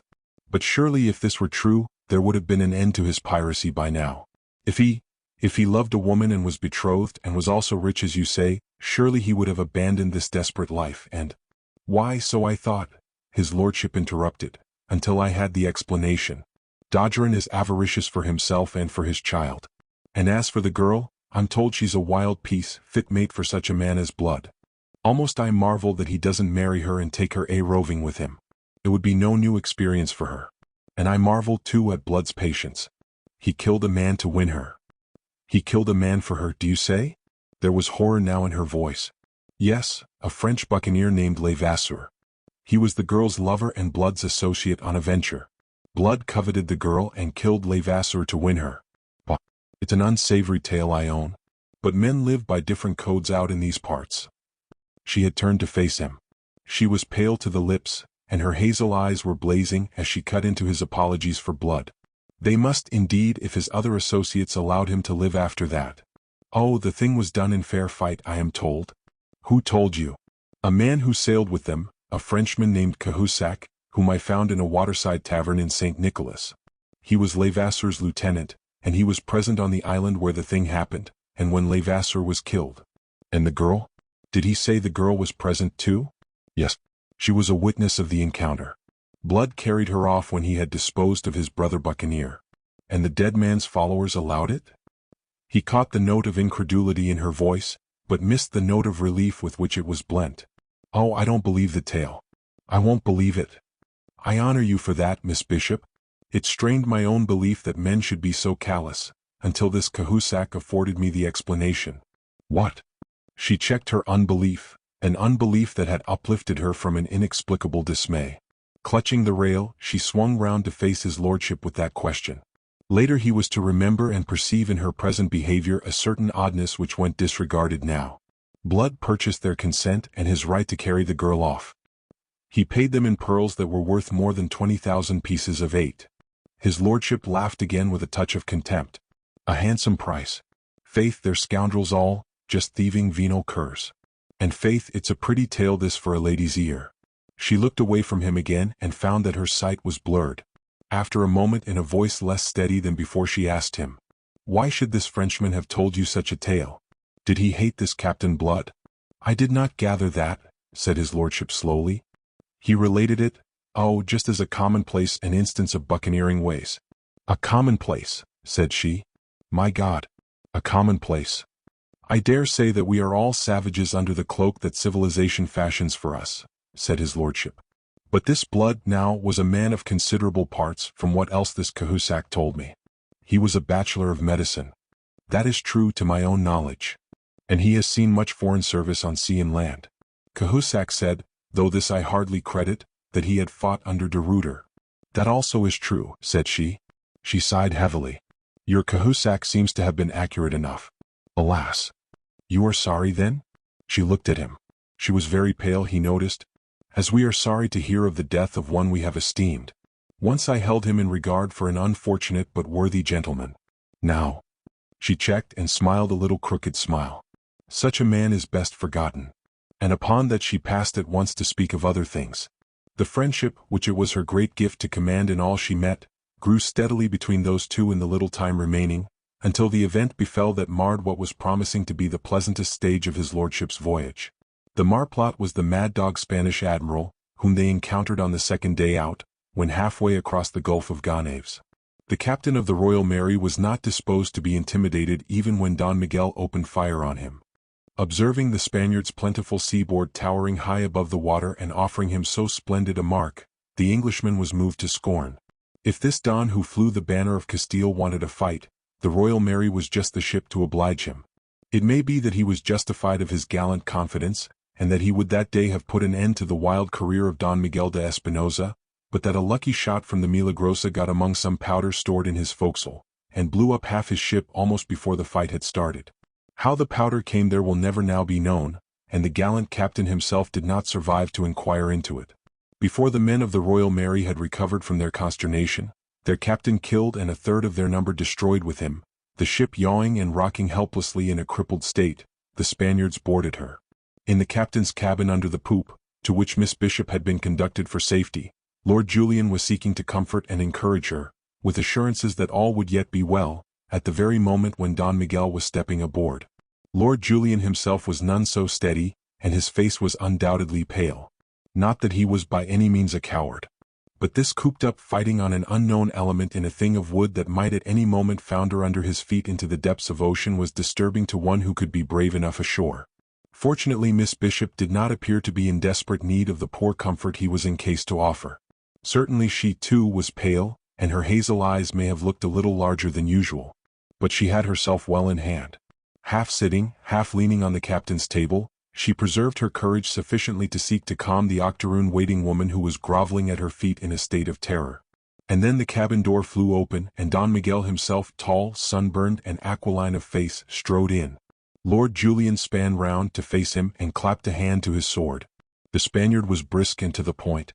"Don't be a fool," he said in his own tongue, "or you'll come by a fool's end. Your ship is sinking."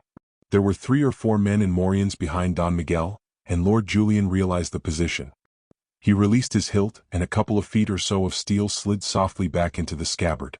But Don Miguel smiled, with a flash of white teeth behind his grizzled beard, and held out his hand. "If you please," he said. Lord Julian hesitated. His eyes strayed to Miss Bishop's. "I think you had better," said that composed young lady, whereupon with a shrug his lordship made the required surrender. "Come you, all of you, aboard my ship," Don Miguel invited them and strode out. They went, of course. For one thing the Spaniard had force to compel them. For another, a ship which he announced to be sinking offered them little inducement to remain. They stayed no longer than was necessary to enable Miss Bishop to collect some spare articles of dress and my lord to snatch up his valise. As for the survivors in that ghastly shambles that had been the Royal Mary, they were abandoned by the Spaniards to their own resources. Let them take to the boats, and if those did not suffice them, let them swim or drown. If Lord Julian and Miss Bishop were retained, it was because Don Miguel perceived their obvious value. He received them in his cabin with great urbanity. Urbanely he desired to have the honor of being acquainted with their names. Lord Julian, sick with horror of the spectacle he had just witnessed, commanded himself with difficulty to supply them. Then haughtily he demanded to know in his turn the name of their aggressor. He was in an exceedingly ill temper. He realized that if he had done nothing positively discreditable in the unusual and difficult position into which fate had thrust him, at least he had done nothing creditable. This might have mattered less but that the spectator of his indifferent performance was a lady.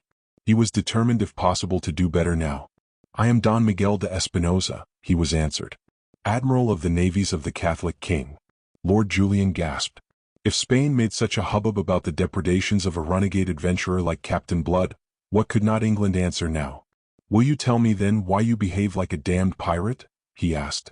And added, "I hope you realize what will be the consequences, and the strict account to which you shall be brought for this day's work, for the blood you have murderously shed, and for your violence to this lady and to myself." "I offer you no violence," said the Admiral, smiling as only the man who holds the trumps can smile. "On the contrary, I have saved your lives." "Saved our lives." Lord Julian was momentarily speechless before such callous impudence. "And what of the lives you have destroyed in wanton butchery? By God, man, they shall cost you dear." Don Miguel's smile persisted. "It is possible. All things are possible. Meantime it is your own lives that will cost you dear. Colonel Bishop is a rich man, and you, my lord, are no doubt also rich. I will consider and fix your ransom." "So that you're just the damned murderous pirate I was supposing you," stormed his lordship. "And you have the impudence to call yourself the Admiral of the navies of the Catholic King? We shall see what your Catholic King will have to say to it." The Admiral ceased to smile. He revealed something of the rage that had eaten into his brain. "You do not understand," he said. "It is that I treat you English heretic dogs just as you English heretic dogs have treated Spaniards upon the seas, you robbers and thieves out of hell. I have the honesty to do it in my own name, but you perfidious beasts, you send your Captain Bloods, your Hagthorpes, and your Morgans against us and disclaim responsibility for what they do. Like Pilate, you wash your hands." He laughed savagely. "Let Spain play the part of Pilate. Let her disclaim responsibility for me, when your ambassador at the Escurial shall go whining to the Supreme Council of this act of piracy by Don Miguel de Espinosa. Captain Blood and the rest are not admirals of England," cried Lord Julian. "Are they not? How do I know? How does Spain know?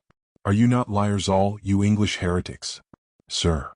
Lord Julian's voice was harsh as a rasp, his eyes flashed. Instinctively he swung a hand to the place where his sword habitually hung. Then he shrugged and sneered.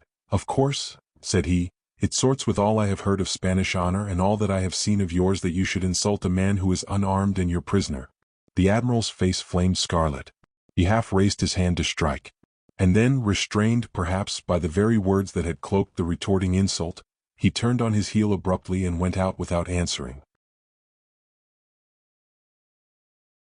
Chapter 19. The Meeting. As the door slammed after the departing Admiral, Lord Julian turned to Arabella, and actually smiled. He felt that he was doing better, and gathered from it an almost childish satisfaction, childish in all the circumstances. "Decidedly I think I had the last word there," he said, with a toss of his golden ringlets. Miss Bishop, seated at the cabin table, looked at him steadily without returning his smile. "Does it matter, then, so much having the last word? I'm thinking of those poor fellows on the Royal Mary. Many of them have had their last word, indeed. And for what? A fine ship sunk, a score of lives lost, thrice that number now in jeopardy, and all for what? You are overwrought, ma'am. Overwrought. She uttered a single sharp note of laughter. I assure you I am calm. I am asking you a question, Lord Julian. Why has this Spaniard done all this? To what purpose? You heard him. Lord Julian shrugged angrily. Bloodlust, he explained shortly. Bloodlust? She asked. She was amazed. Does such a thing exist, then? It is insane, monstrous. Fiendish, his lordship agreed. Devil's work. I don't understand. At Bridgetown 3 years ago there was a Spanish raid, and things were done that should have been impossible to men, horrible, revolting things which strain belief, which seem, when I think of them now, like the illusions of some evil dream. Are men just beasts? Men? Said Lord Julian, staring. Say Spaniards and I'll agree. He was an Englishman speaking of hereditary foes. And yet there was a measure of truth in what he said. This is the Spanish way in the New World. Faith, almost it justifies such men as blood of what they do. She shivered as if cold, and setting her elbows on the table, she took her chin in her hands and sat staring before her. Observing her, his lordship noticed how drawn and white her face had grown. There was reason enough for that and for worse. Not any other woman of his acquaintance would have preserved her self-control in such an ordeal, and of fear at least at no time had Miss Bishop shown any sign. It is impossible that he did not find her admirable. A Spanish steward entered bearing a silver chocolate service and a box of Peruvian candies, which he placed on the table before the lady. With the Admiral's homage, he said, then bowed and withdrew. Miss Bishop took no heed of him or his offering, but continued to stare before her, lost in thought. Lord Julian took a turn in the long low cabin, which was lighted by a skylight above and great square windows astern. It was luxuriously appointed. There were rich Eastern rugs on the floor, well-filled bookcases stood against the bulkheads, and there was a carved walnut sideboard laden with silverware. On a long, low chest standing under the middle stern port lay a guitar that was gay with ribbons. Lord Julian picked it up, twanged the strings once as if moved by nervous irritation, and put it down. He turned again to face Miss Bishop. I came out here, he said, to put down piracy. But, blister me, I begin to think that the French are right in desiring piracy to continue as a curb upon these Spanish scoundrels. He was to be strongly confirmed in that opinion before many hours were past. Meanwhile their treatment at the hands of Don Miguel was considerate and courteous. It confirmed the opinion, contemptuously expressed to his lordship by Miss Bishop, that since they were to be held to ransom they need not fear any violence or hurt. A cabin was placed at the disposal of the lady and her terrified woman, and another at Lord Julian's. They were given the freedom of the ship, and bidden to dine at the Admiral's table, nor were his further intentions regarding them mentioned, nor yet his immediate destination. The Milagrosa, with her consort the Hidalga rolling after her, steered a south by westerly course, then veered to the southeast round Cape Tiburon, and thereafter, standing well out to sea, with the land no more than a cloudy outline to larboard, she headed directly east, and so ran straight into the arms of Captain Blood, who was making for the windward passage, as we know. That happened early on the following morning. After having systematically hunted his enemy in vain for a year, Don Miguel chanced upon him in this unexpected and entirely fortuitous fashion. But that is the ironic way of fortune. It was also the way of fortune that Don Miguel should thus come upon the Arabella at a time when, separated from the rest of the fleet, she was alone and at a disadvantage. It looked to Don Miguel as if the luck which so long had been on Blood's side had at last veered in his own favor. Miss Bishop, newly risen, had come out to take the air on the quarter-deck with his lordship in attendance, as you would expect of so gallant a gentleman, when she beheld the big red ship that had once been the Cinco Llagas out of Cadiz. The vessel was bearing down upon them, her mountains of snowy canvas bellying forward, the long pennon with the cross of St. George fluttering from her main truck in the morning breeze, the gilded portholes in her red hull and the gilded beakhead aflash in the morning sun. Miss Bishop was not to recognize this for that same Cinco Llagas which she had seen once before, on a tragic day in Barbados 3 years ago. To her it was just a great ship that was heading resolutely, majestically, towards them, and an Englishman to judge by the pennon she was flying. The sight thrilled her curiously. It awoke in her an uplifting sense of pride that took no account of the danger to herself in the encounter that must now be inevitable.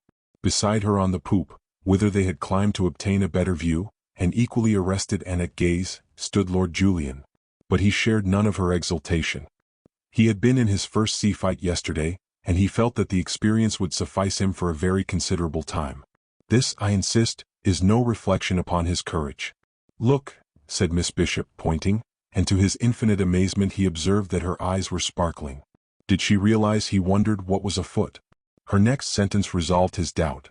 She is English, and she comes resolutely on. She means to fight.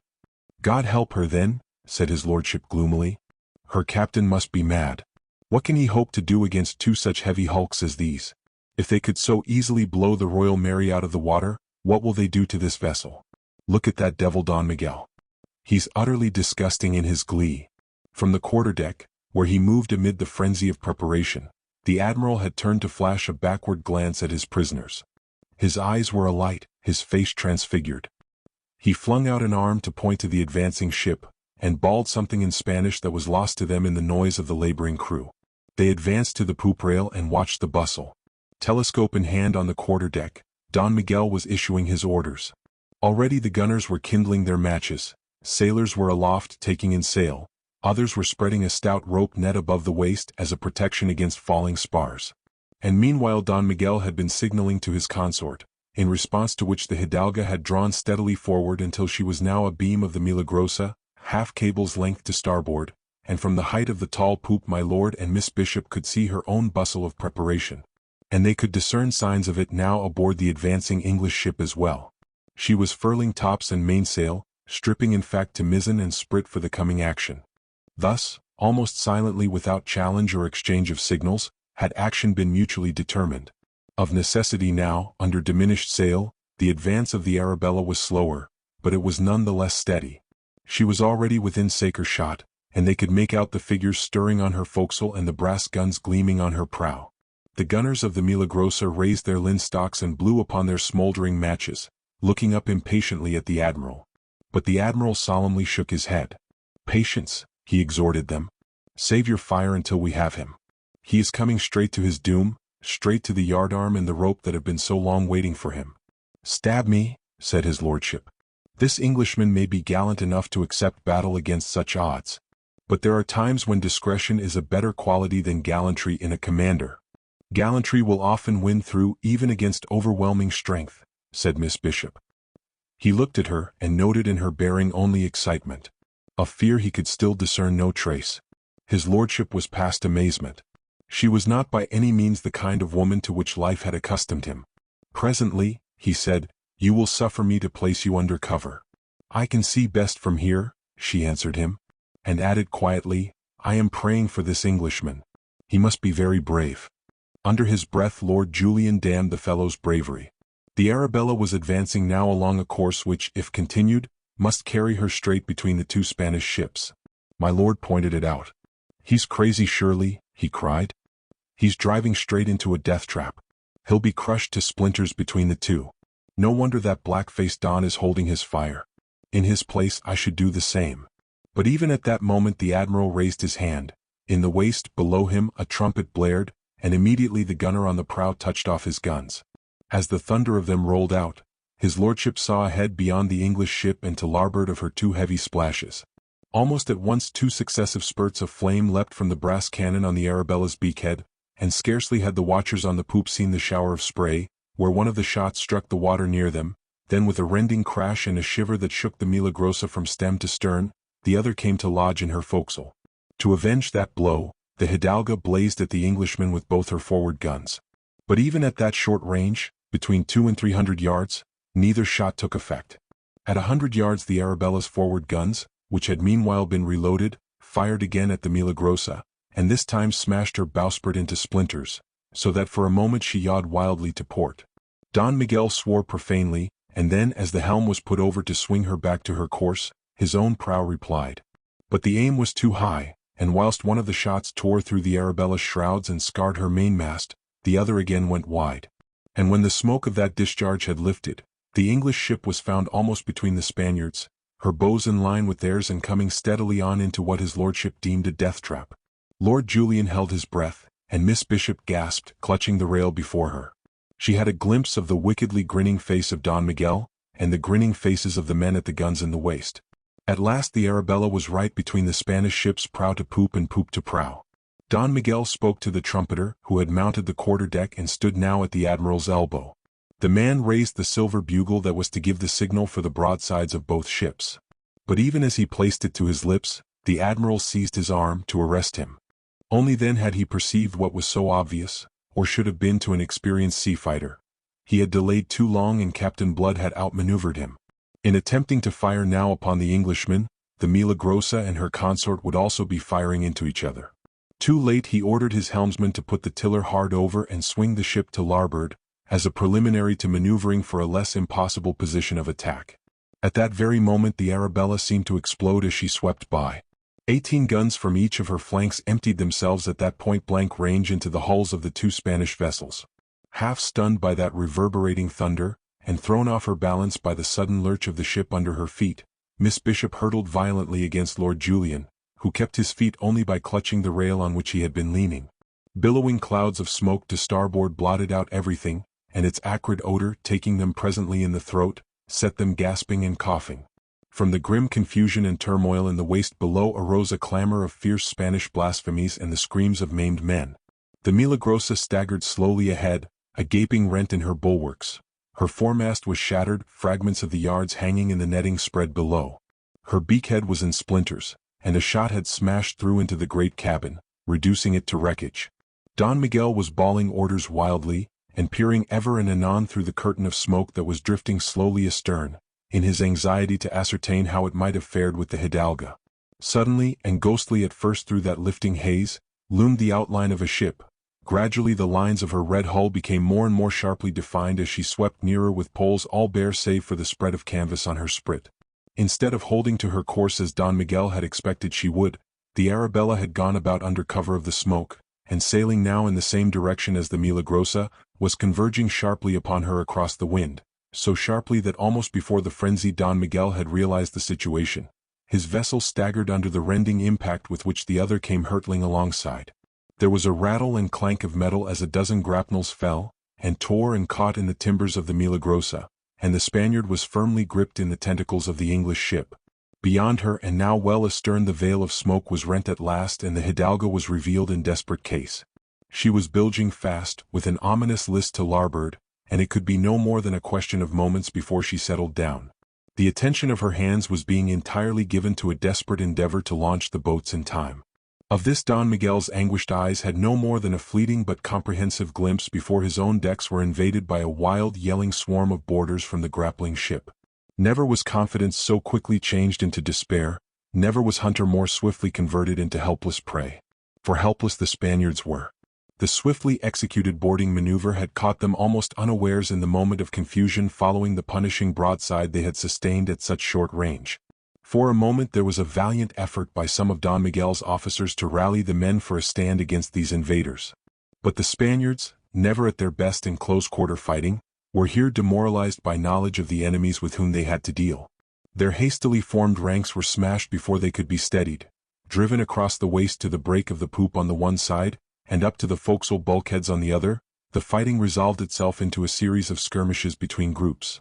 And whilst this was doing above, another horde of buccaneers swarmed through the hatch to the main deck below to overpower the gun crews at their stations there. On the quarter deck, towards which an overwhelming wave of buccaneers was sweeping, led by a one-eyed giant who was naked to the waist, stood Don Miguel, numbed by despair and rage. Above and behind him on the poop, Lord Julian and Miss Bishop looked on, his lordship aghast at the fury of this cooped-up fighting, the lady's brave calm conquered at last by horror so that she reeled there sick and faint. Soon, however, the rage of that brief fight was spent. They saw the banner of Castile come fluttering down from the masthead. A buccaneer had slashed the halyard with his cutlass. The boarders were in possession, and on the upper deck groups of disarmed Spaniards stood huddled now like herded sheep. Suddenly Miss Bishop recovered from her nausea, to lean forward staring wild-eyed, whilst if possible her cheeks turned yet a deadlier hue than they had been already. Picking his way daintily through that shambles in the waist came a tall man with a deeply tanned face that was shaded by a Spanish headpiece. He was armed in back and breast of black steel beautifully damascened with golden arabesques. Over this, like a stole, he wore a sling of scarlet silk, from each end of which hung a silver-mounted pistol. Up the broad companion to the quarter-deck he came, toying with easy assurance, until he stood before the Spanish admiral. Then he bowed stiff and formally. A crisp, metallic voice, speaking perfect Spanish, reached those two spectators on the poop, and increased the admiring wonder in which Lord Julian had observed the man's approach. "We meet again at last, Don Miguel," it said. I hope you are satisfied. Although the meeting may not be exactly as you pictured it, at least it has been very ardently sought and desired by you." Speechless, livid of face, his mouth distorted and his breathing labored, Don Miguel de Espinosa received the irony of that man to whom he attributed his ruin and more beside. Then he uttered an inarticulate cry of rage, and his hand swept to his sword. But even as his fingers closed upon the hilt, the others closed upon his wrist to arrest the action. "Calm, Don Miguel," he was quietly but firmly enjoined. "Do not recklessly invite the ugly extremes such as you would yourself have practiced had the situation been reversed." A moment they stood looking into each other's eyes. "What do you intend by me?" the Spaniard inquired at last, his voice hoarse. Captain Blood shrugged. The firm lips smiled a little. "All that I intend has been already accomplished. And lest it increase your rancor, I beg you to observe that you have brought it entirely upon yourself. You would have it so." He turned and pointed to the boats, which his men were heaving from the boom amidships. "Your boats are being launched. You are at liberty to embark in them with your men before we scuttle this ship. Yonder are the shores of Hispaniola. You should make them safely. And if you'll take my advice, sir, you'll not hunt me again. I think I am unlucky to you. Get you home to Spain, Don Miguel, and to concerns that you understand better than this trade of the sea." For a long moment the defeated admiral continued to stare his hatred in silence. Then, still without speaking, he went down the companion, staggering like a drunken man, his useless rapier clattering behind him. His conqueror, who had not even troubled to disarm him, watched him go, then turned and faced those two immediately above him on the poop. Lord Julian might have observed, had he been less taken up with other things, that the fellow seemed suddenly to stiffen, and that he turned pale under his deep tan. A moment he stood at gaze, then suddenly and swiftly he came up the steps. Lord Julian stood forward to meet him. "You don't mean, sir, that you'll let that Spanish scoundrel go free?" he cried. The gentleman in the black corselet appeared to become aware of his lordship for the first time. "And who the devil may you be?" he asked with a marked Irish accent. "And what business may it be of yours at all?" His lordship conceived that the fellow's truculence and utter lack of proper deference must be corrected. "I am Lord Julian Wade," he announced with that object. Apparently the announcement made no impression. "Are you indeed? Then perhaps ye'll explain what the plague you're doing aboard this ship." Lord Julian controlled himself to afford the desired explanation. He did so shortly and impatiently. "He took you prisoner, did he, along with Miss Bishop there?" "You are acquainted with Miss Bishop?" cried his lordship, passing from surprise to surprise. But this mannerless fellow had stepped past him, and was making a leg to the lady, who on her side remained unresponsive and forbidding to the point of scorn. Observing this, he turned to answer Lord Julian's question. "I had that honor once," said he. "But it seems that Miss Bishop has a shorter memory." His lips were twisted into a wry smile, and there was pain in the blue eyes that gleamed so vividly under his black brows, pain blending with the mockery of his voice. But of all this it was the mockery alone that was perceived by Miss Bishop. She resented it. "I do not number thieves and pirates among my acquaintance, Captain Blood," said she, whereupon his lordship exploded in excitement. "Captain Blood," he cried. "Are you Captain Blood? What else were ye supposing?" Blood asked the question wearily, his mind on other things. "I do not number thieves and pirates among my acquaintance." The cruel phrase filled his brain, re-echoing and reverberating there. But Lord Julian would not be denied. He caught him by the sleeve with one hand, whilst with the other he pointed after the retreating, dejected figure of Don Miguel. "Do I understand that you're not going to hang that Spanish scoundrel? What for should I be hanging him? Because he's just a damned pirate, as I can prove, as I have proved already." "Ah," said Blood, and Lord Julian marveled at the sudden haggardness of a countenance that had been so devil-may-care but a few moments since. "I am a damned pirate myself, and so I am merciful with my kind. Don Miguel goes free." Lord Julian gasped. "After what I've told you that he has done? After his sinking of the Royal Mary? After his treatment of me, of us?" Lord Julian protested indignantly. "I am not in the service of England or of any nation, sir, and I am not concerned with any wrongs her flag may suffer." His lordship recoiled before the furious glance that blazed at him out of Blood's haggard face. But the passion faded as swiftly as it had arisen. It was in a level voice that the captain added, "If you'll escort Miss Bishop aboard my ship, I shall be obliged to you. I beg that you'll make haste. We are about to scuttle this hulk." He turned slowly to depart. But again Lord Julian interposed. Containing his indignant amazement, his lordship delivered himself coldly. "Captain Blood, you disappoint me. I had hopes of great things for you." "Go to the devil," said Captain Blood, turning on his heel, and so departed. Chapter 20. Thief and Pirate. Captain Blood paced the poop of his ship alone in the tepid dusk, and the growing golden radiance of the great poop lantern in which a seaman had just lighted the 3 lamps. About him all was peace. The signs of the day's battle had been effaced, the decks had been swabbed, and order was restored above and below. A group of men squatting about the main hatch were drowsily chanting, their hardened natures softened, perhaps, by the calm and beauty of the night. They were the men of the larboard watch, waiting for 8 bells which was imminent. Captain Blood did not hear them. He did not hear anything save the echo of those cruel words which had dubbed him thief and pirate. Thief and pirate. It is an odd fact of human nature that a man may for years possess the knowledge that a certain thing must be of a certain fashion, and yet be shocked to discover through his own senses that the fact is in perfect harmony with his beliefs. When first, 3 years ago, at Tortuga he had been urged upon the adventurer's course which he had followed ever since, he had known in what opinion Arabella Bishop must hold him if he succumbed. Only the conviction that already she was forever lost to him, by introducing a certain desperate recklessness into his soul, had supplied the final impulse to drive him upon his rover's course. That he should ever meet her again had not entered his calculations, had found no place in his dreams. They were, he conceived, irrevocably and forever parted.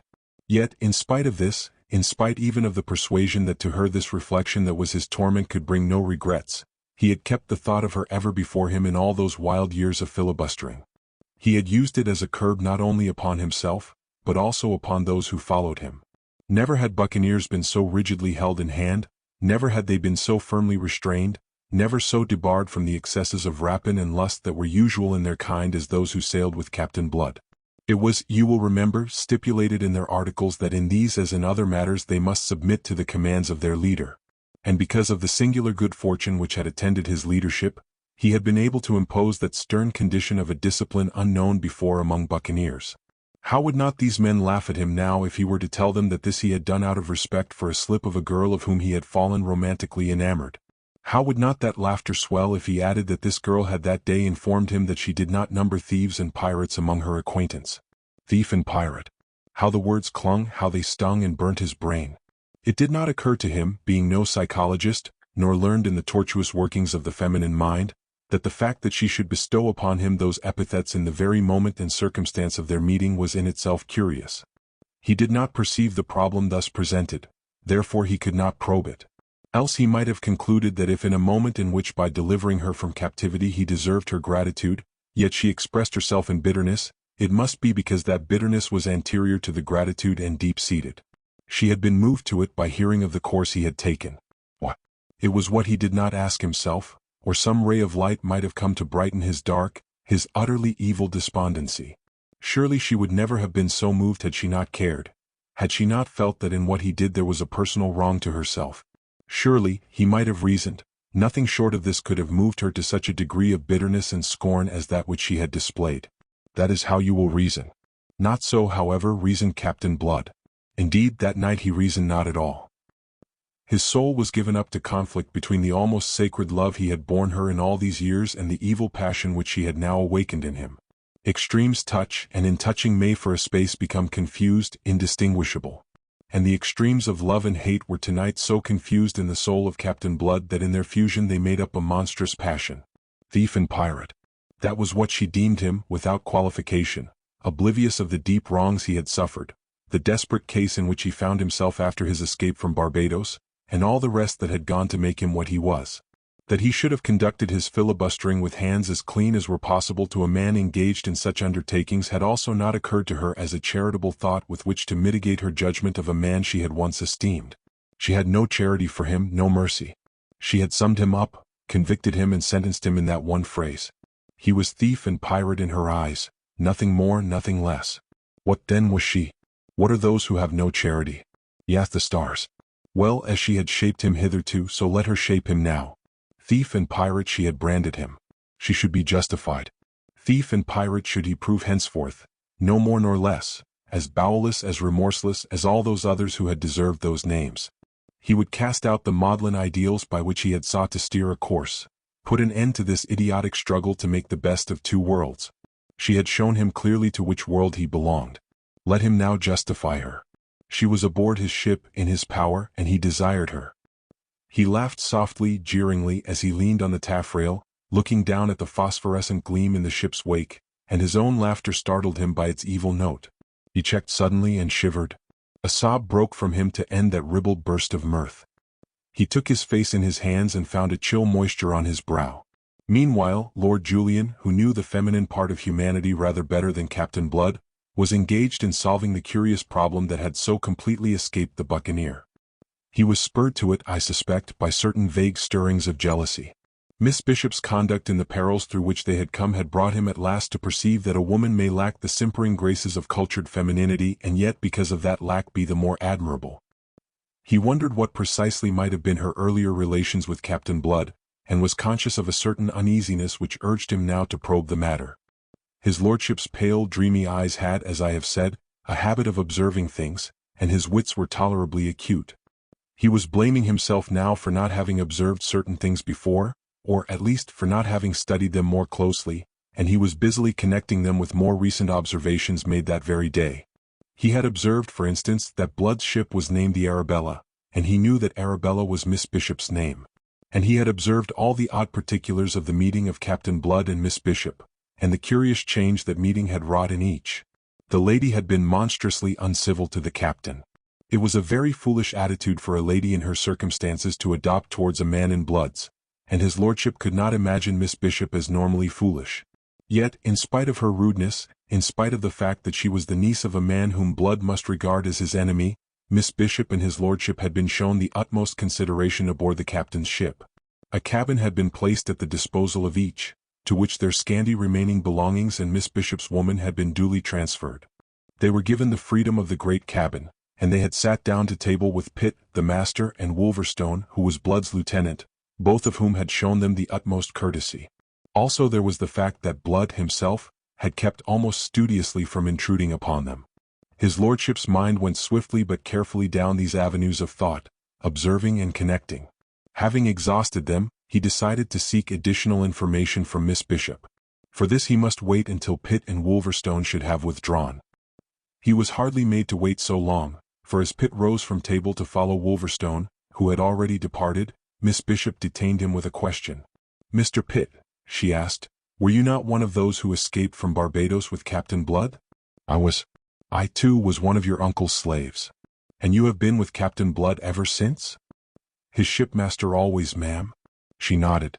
She was very calm and self-contained, but his lordship observed that she was unusually pale, though considering what she had that day undergone this afforded no matter for wonder. "Did you ever sail with a Frenchman named Cahusac?" "Cahusac?" Pitt laughed. The name evoked a ridiculous memory. He was with us at Maracaibo." "And another Frenchman named Levasseur?" His lordship marveled at her memory of these names. Cahusac was Levasseur's lieutenant, until he died." "Until who died?" "Levasseur. He was killed on one of the Virgin Islands 2 years ago." There was a pause. Then, in an even quieter voice than before, Miss Bishop asked, "Who killed him?" Pitt answered readily. There was no reason why he should not, though he began to find the catechism intriguing. "Captain Blood killed him." "Why?" Pitt hesitated. It was not a tale for a maid's ears. "They quarreled," he said shortly. "Was it about a lady?" Miss Bishop relentlessly pursued him. "You might put it that way." "What was the lady's name?" Pitt's eyebrows went up. Still he answered, "Miss D'Ogeron. She was the daughter of the governor of Tortuga. She had gone off with this fellow Levasseur, and Peter delivered her out of his dirty clutches. He was a black-hearted scoundrel and deserved what Peter gave him." "I see. And yet Captain Blood has not married her?" "Not yet," laughed Pitt, who knew the utter groundlessness of the common gossip in Tortuga which pronounced D'Ogeron the captain's future wife. Miss Bishop nodded in silence, and Jeremy Pitt turned to depart, relieved that the catechism was ended. He paused in the doorway to impart a piece of information. "Maybe it'll comfort you to know that the captain has altered our course for your benefit. It's his intention to put you both ashore on the coast of Jamaica, as near Port Royal as we dare venture. We've gone about, and if this wind holds ye'll soon be home again, mistress." "Vastly obliging of him," drawled his lordship, seeing that Miss Bishop made no shift to answer. Somber-eyed she sat, staring into vacancy. Indeed ye may say so, Pitt agreed. He's taking risks that few would take in his place. But that's always been his way. He went out, leaving his lordship pensive, those dreamy blue eyes of his intently studying Miss Bishop's face for all their dreaminess, his mind increasingly uneasy. At length Miss Bishop looked at him and spoke. Your Cahusac told you no more than the truth, it seems. I perceive that you were testing it, said his lordship. I am wondering precisely why. Receiving no answer, he continued to observe her silently, his long, tapering fingers toying with a ringlet of the golden periwig in which his long face was set. Miss Bishop sat bemused, her brows knit, her brooding glance seeming to study the fine Spanish point that edged the tablecloth. At last his lordship broke the silence. He amazes me, this man, said he in his slow, languid voice that never seemed to change its level. That he should alter his course for us is in itself matter for wonder, but that he should take a risk on our behalf, that he should venture into Jamaica waters. It amazes me, as I have said. Miss Bishop raised her eyes and looked at him. She appeared to be very thoughtful. Then her lip flickered curiously, almost scornfully it seemed to him. Her slender fingers drummed the table. What is still more amazing is that he does not hold us to ransom, said she at last. It's what you deserve. Oh, and why, if you please? For speaking to him as you did. I usually call things by their names. Do you? Stab me. I shouldn't boast of it. It argues either extreme youth or extreme foolishness. His lordship, you see, belonged to my Lord Sunderland's school of philosophy. He added after a moment, so does the display of ingratitude. A faint color stirred in her cheeks. Your lordship is evidently aggrieved with me. I am disconsolate. I hope your lordship's grievance is sounder than your views of life. It is news to me that ingratitude is a fault only to be found in the young and the foolish. I didn't say so, ma'am. There was a tartness in his tone evoked by the tartness she had used. If you would do me the honor to listen, you would not misapprehend me. For if unlike you I do not always say precisely what I think, at least I say precisely what I wish to convey. To be ungrateful may be human, but to display it is childish. I don't think I understand. Her brows were knit. How have I been ungrateful, and to whom? To whom? To Captain Blood. Didn't he come to our rescue? Did he? Her manner was frigid. I wasn't aware that he knew of our presence aboard the Milagrosa. His lordship permitted himself the slightest gesture of impatience. You are probably aware that he delivered us, said he. And living as you have done in these savage places of the world, you can hardly fail to be aware of what is known even in England, that this fellow Blood strictly confines himself to making war upon the Spaniards. So that to call him thief and pirate as you did was to overstate the case against him at a time when it would have been more prudent to have understated it. Prudence? Her voice was scornful. What have I to do with prudence? Nothing, as I perceive. But, at least, study generosity. I tell you frankly, ma'am, that in Blood's place I should never have been so nice. Sink me. When you consider what he has suffered at the hands of his fellow countrymen, you may marvel with me that he should trouble to discriminate between Spanish and English. To be sold into slavery. Ugh. His lordship shuddered. And to a damned colonial planter. He checked abruptly. I beg your pardon, Miss Bishop. For the moment. You were carried away by your heat in defense of this sea robber. Miss Bishop's scorn was almost fierce. His lordship stared at her again. Then he half closed his large, pale eyes and tilted his head a little. I wonder why you hate him so, he said softly. He saw the sudden scarlet flame upon her cheeks, the heavy frown that descended upon her brow. He had made her very angry, he judged. But there was no explosion. She recovered. Hate him? Lord, what a thought. I don't regard the fellow at all. Then ye should, ma'am. His lordship spoke his thought frankly. He's worth regarding. He'd be an acquisition to the king's navy, a man that can do the things he did this morning. His service under de Ruyter wasn't wasted on him. That was a great seaman and, blister me, the pupil's worthy the master if I am a judge of anything. I doubt if the Royal Navy can show his equal. To thrust himself deliberately between those two at point-blank range, and so turn the tables on them. It asks courage, resource, and invention. And we landlubbers were not the only ones he tricked by his maneuver. That Spanish admiral never guessed the intent until it was too late and Blood held him in check. A great man, Miss Bishop. A man worth regarding. Miss Bishop was moved to sarcasm. You should use your influence with my Lord Sunderland to have the king offer him a commission. His lordship laughed softly. Faith, it's done already. I have his commission in my pocket." And he increased her amazement by a brief exposition of the circumstances. In that amazement he left her and went in quest of blood. But he was still intrigued. If she were a little less uncompromising in her attitude towards blood, his lordship would have been happier. He found the captain pacing the quarterdeck, a man mentally exhausted from wrestling with the devil, although of this particular occupation his lordship could have no possible suspicion. With the amiable familiarity he used, Lord Julian slipped an arm through one of the captain's, and fell into step beside him. "What's this?" snapped Blood, whose mood was fierce and raw. His lordship was not disturbed. "I desire, sir, that we be friends," said he suavely. "That's mighty condescending of you." Lord Julian ignored the obvious sarcasm. "It's an odd coincidence that we should have been brought together in this fashion, considering that I came out to the Indies especially to seek you." "You're not by any means the first to do that," the other scoffed. "But they've mainly been Spaniards and they hadn't your luck." "You misapprehend me completely," said Lord Julian. And on that he proceeded to explain himself and his mission. When he had done, Captain Blood, who until that moment had stood still under the spell of his astonishment, disengaged his arm from his lordship's, and stood squarely before him. "You're my guest aboard this ship," said he, "and I still have some notion of decent behavior left me from other days, thief and pirate though I may be. So I'll not be telling you what I think of you for daring to bring me this offer, or of my Lord Sunderland, since he's your kinsman for having the impudence to send it. But it does not surprise me at all that one who is a minister of James Stuart's should conceive that every man is to be seduced by bribes into betraying those who trust him." He flung out an arm in the direction of the waist, whence came the half-melancholy chant of the lounging buccaneers. "Again you misapprehend me," cried Lord Julian, between concern and indignation. "That is not intended. Your followers will be included in your commission. And do ye think they'll go with me to hunt their brethren, the brethren of the coast? On my soul, Lord Julian, it is yourself does the misapprehending. Are there not even notions of honor left in England? Oh, and there's more to it than that even. Do ye think I could take a commission of King James's? I tell you I wouldn't be soiling my hands with it, thief and pirate's hands though they be. Thief and pirate is what you heard Miss Bishop call me today, a thing of scorn and outcast. And who made me that? Who made me thief and pirate? If you were a rebel?" His lordship was beginning. "Ye must know that I was no such thing, no rebel at all. It wasn't even pretended. If it were, I could forgive them.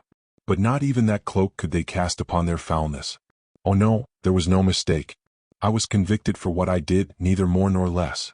That bloody vampire Jeffreys, bad cess to him, sentenced me to death, and his worthy master James Stuart afterwards sent me into slavery, because I had performed an act of mercy, because compassionately and without thought for creed or politics I had sought to relieve the sufferings of a fellow creature, because I had dressed the wounds of a man who was convicted of treason. That was all my offense. You'll find it in the records. And for that I was sold into slavery, because by the law of England as administered by James Stuart in violation of the laws of God, who harbors or comforts a rebel is himself adjudged guilty of rebellion. D'ye dream, man, what it is to be a slave?" He checked suddenly at the very height of his passion. A moment he paused, then cast it from him as if it had been a cloak. His voice sank again. He uttered a little laugh of weariness and contempt. "But there. I grow hot for nothing at all. I explain myself, I think, and God knows, it is not my custom. I am grateful to you, Lord Julian, for your kindly intentions. I am so. But ye'll understand, perhaps. Ye look as if ye might." Lord Julian stood still. He was deeply stricken by the other's words, the passionate, eloquent outburst that in a few sharp, clear-cut strokes had so convincingly presented the man's bitter case against humanity, his complete apologia and justification for all that could be laid to his charge. His lordship looked at that keen, intrepid face gleaming lividly in the light of the great poop lantern, and his own eyes were troubled. He was abashed. He fetched a heavy sigh. "A pity," he said slowly. "Oh, blister me, a cursed pity." He held out his hand, moved to it on a sudden generous impulse. "But no offense between us, Captain Blood. Oh, no offense. But I'm a thief and a pirate." He laughed without mirth and, disregarding the proffered hand, swung on his heel. Lord Julian stood a moment, watching the tall figure as it moved away towards the taffrail. Then letting his arms fall helplessly to his sides in dejection, he departed. Just within the doorway of the alley leading to the cabin, he ran into Miss Bishop. Yet she had not been coming out, for her back was towards him, and she was moving in the same direction. He followed her, his mind too full of Captain Blood to be concerned just then with her movements. In the cabin he flung into a chair and exploded, with a violence altogether foreign to his nature. Damn if ever I met a man I liked better, or even a man I liked as well. Yet there's nothing to be done with him. So I heard, she admitted in a small voice. She was very white, and she kept her eyes upon her folded hands. He looked up in surprise and then sat conning her with brooding glance. I wonder now, he said presently, if the mischief is of your working. Your words have rankled with him. He threw them at me again and again. He wouldn't take the king's commission. He wouldn't take my hand even. What's to be done with a fellow like that? He'll end on a yardarm for all his luck. And the quixotic fool is running into danger at the present moment on our behalf. How? She asked him with a sudden startled interest. How? Have you forgotten that he's sailing to Jamaica, and that Jamaica is the headquarters of the English fleet? True, your uncle commands it. She leaned across the table to interrupt him, and he observed that her breathing had grown labored, that her eyes were dilating in alarm. But there is no hope for him in that, she cried. Oh, don't imagine it. He has no bitterer enemy in the world. My uncle is a hard, unforgiving man. I believe that it was nothing but the hope of taking and hanging Captain Blood that made my uncle leave his Barbados plantations to accept the deputy governorship of Jamaica. Captain Blood doesn't know that, of course. She paused with a little gesture of helplessness. I can't think that it would make the least difference if he did, said his lordship gravely. A man who can forgive such an enemy as Don Miguel and take up this uncompromising attitude with me isn't to be judged by ordinary rules. He's chivalrous to the point of idiocy. And yet he has been what he has been and done what he has done in these last 3 years, said she, but she said it sorrowfully now, without any of her earlier scorn. Lord Julian was sententious, as I gather that he often was. Life can be infernally complex, he sighed.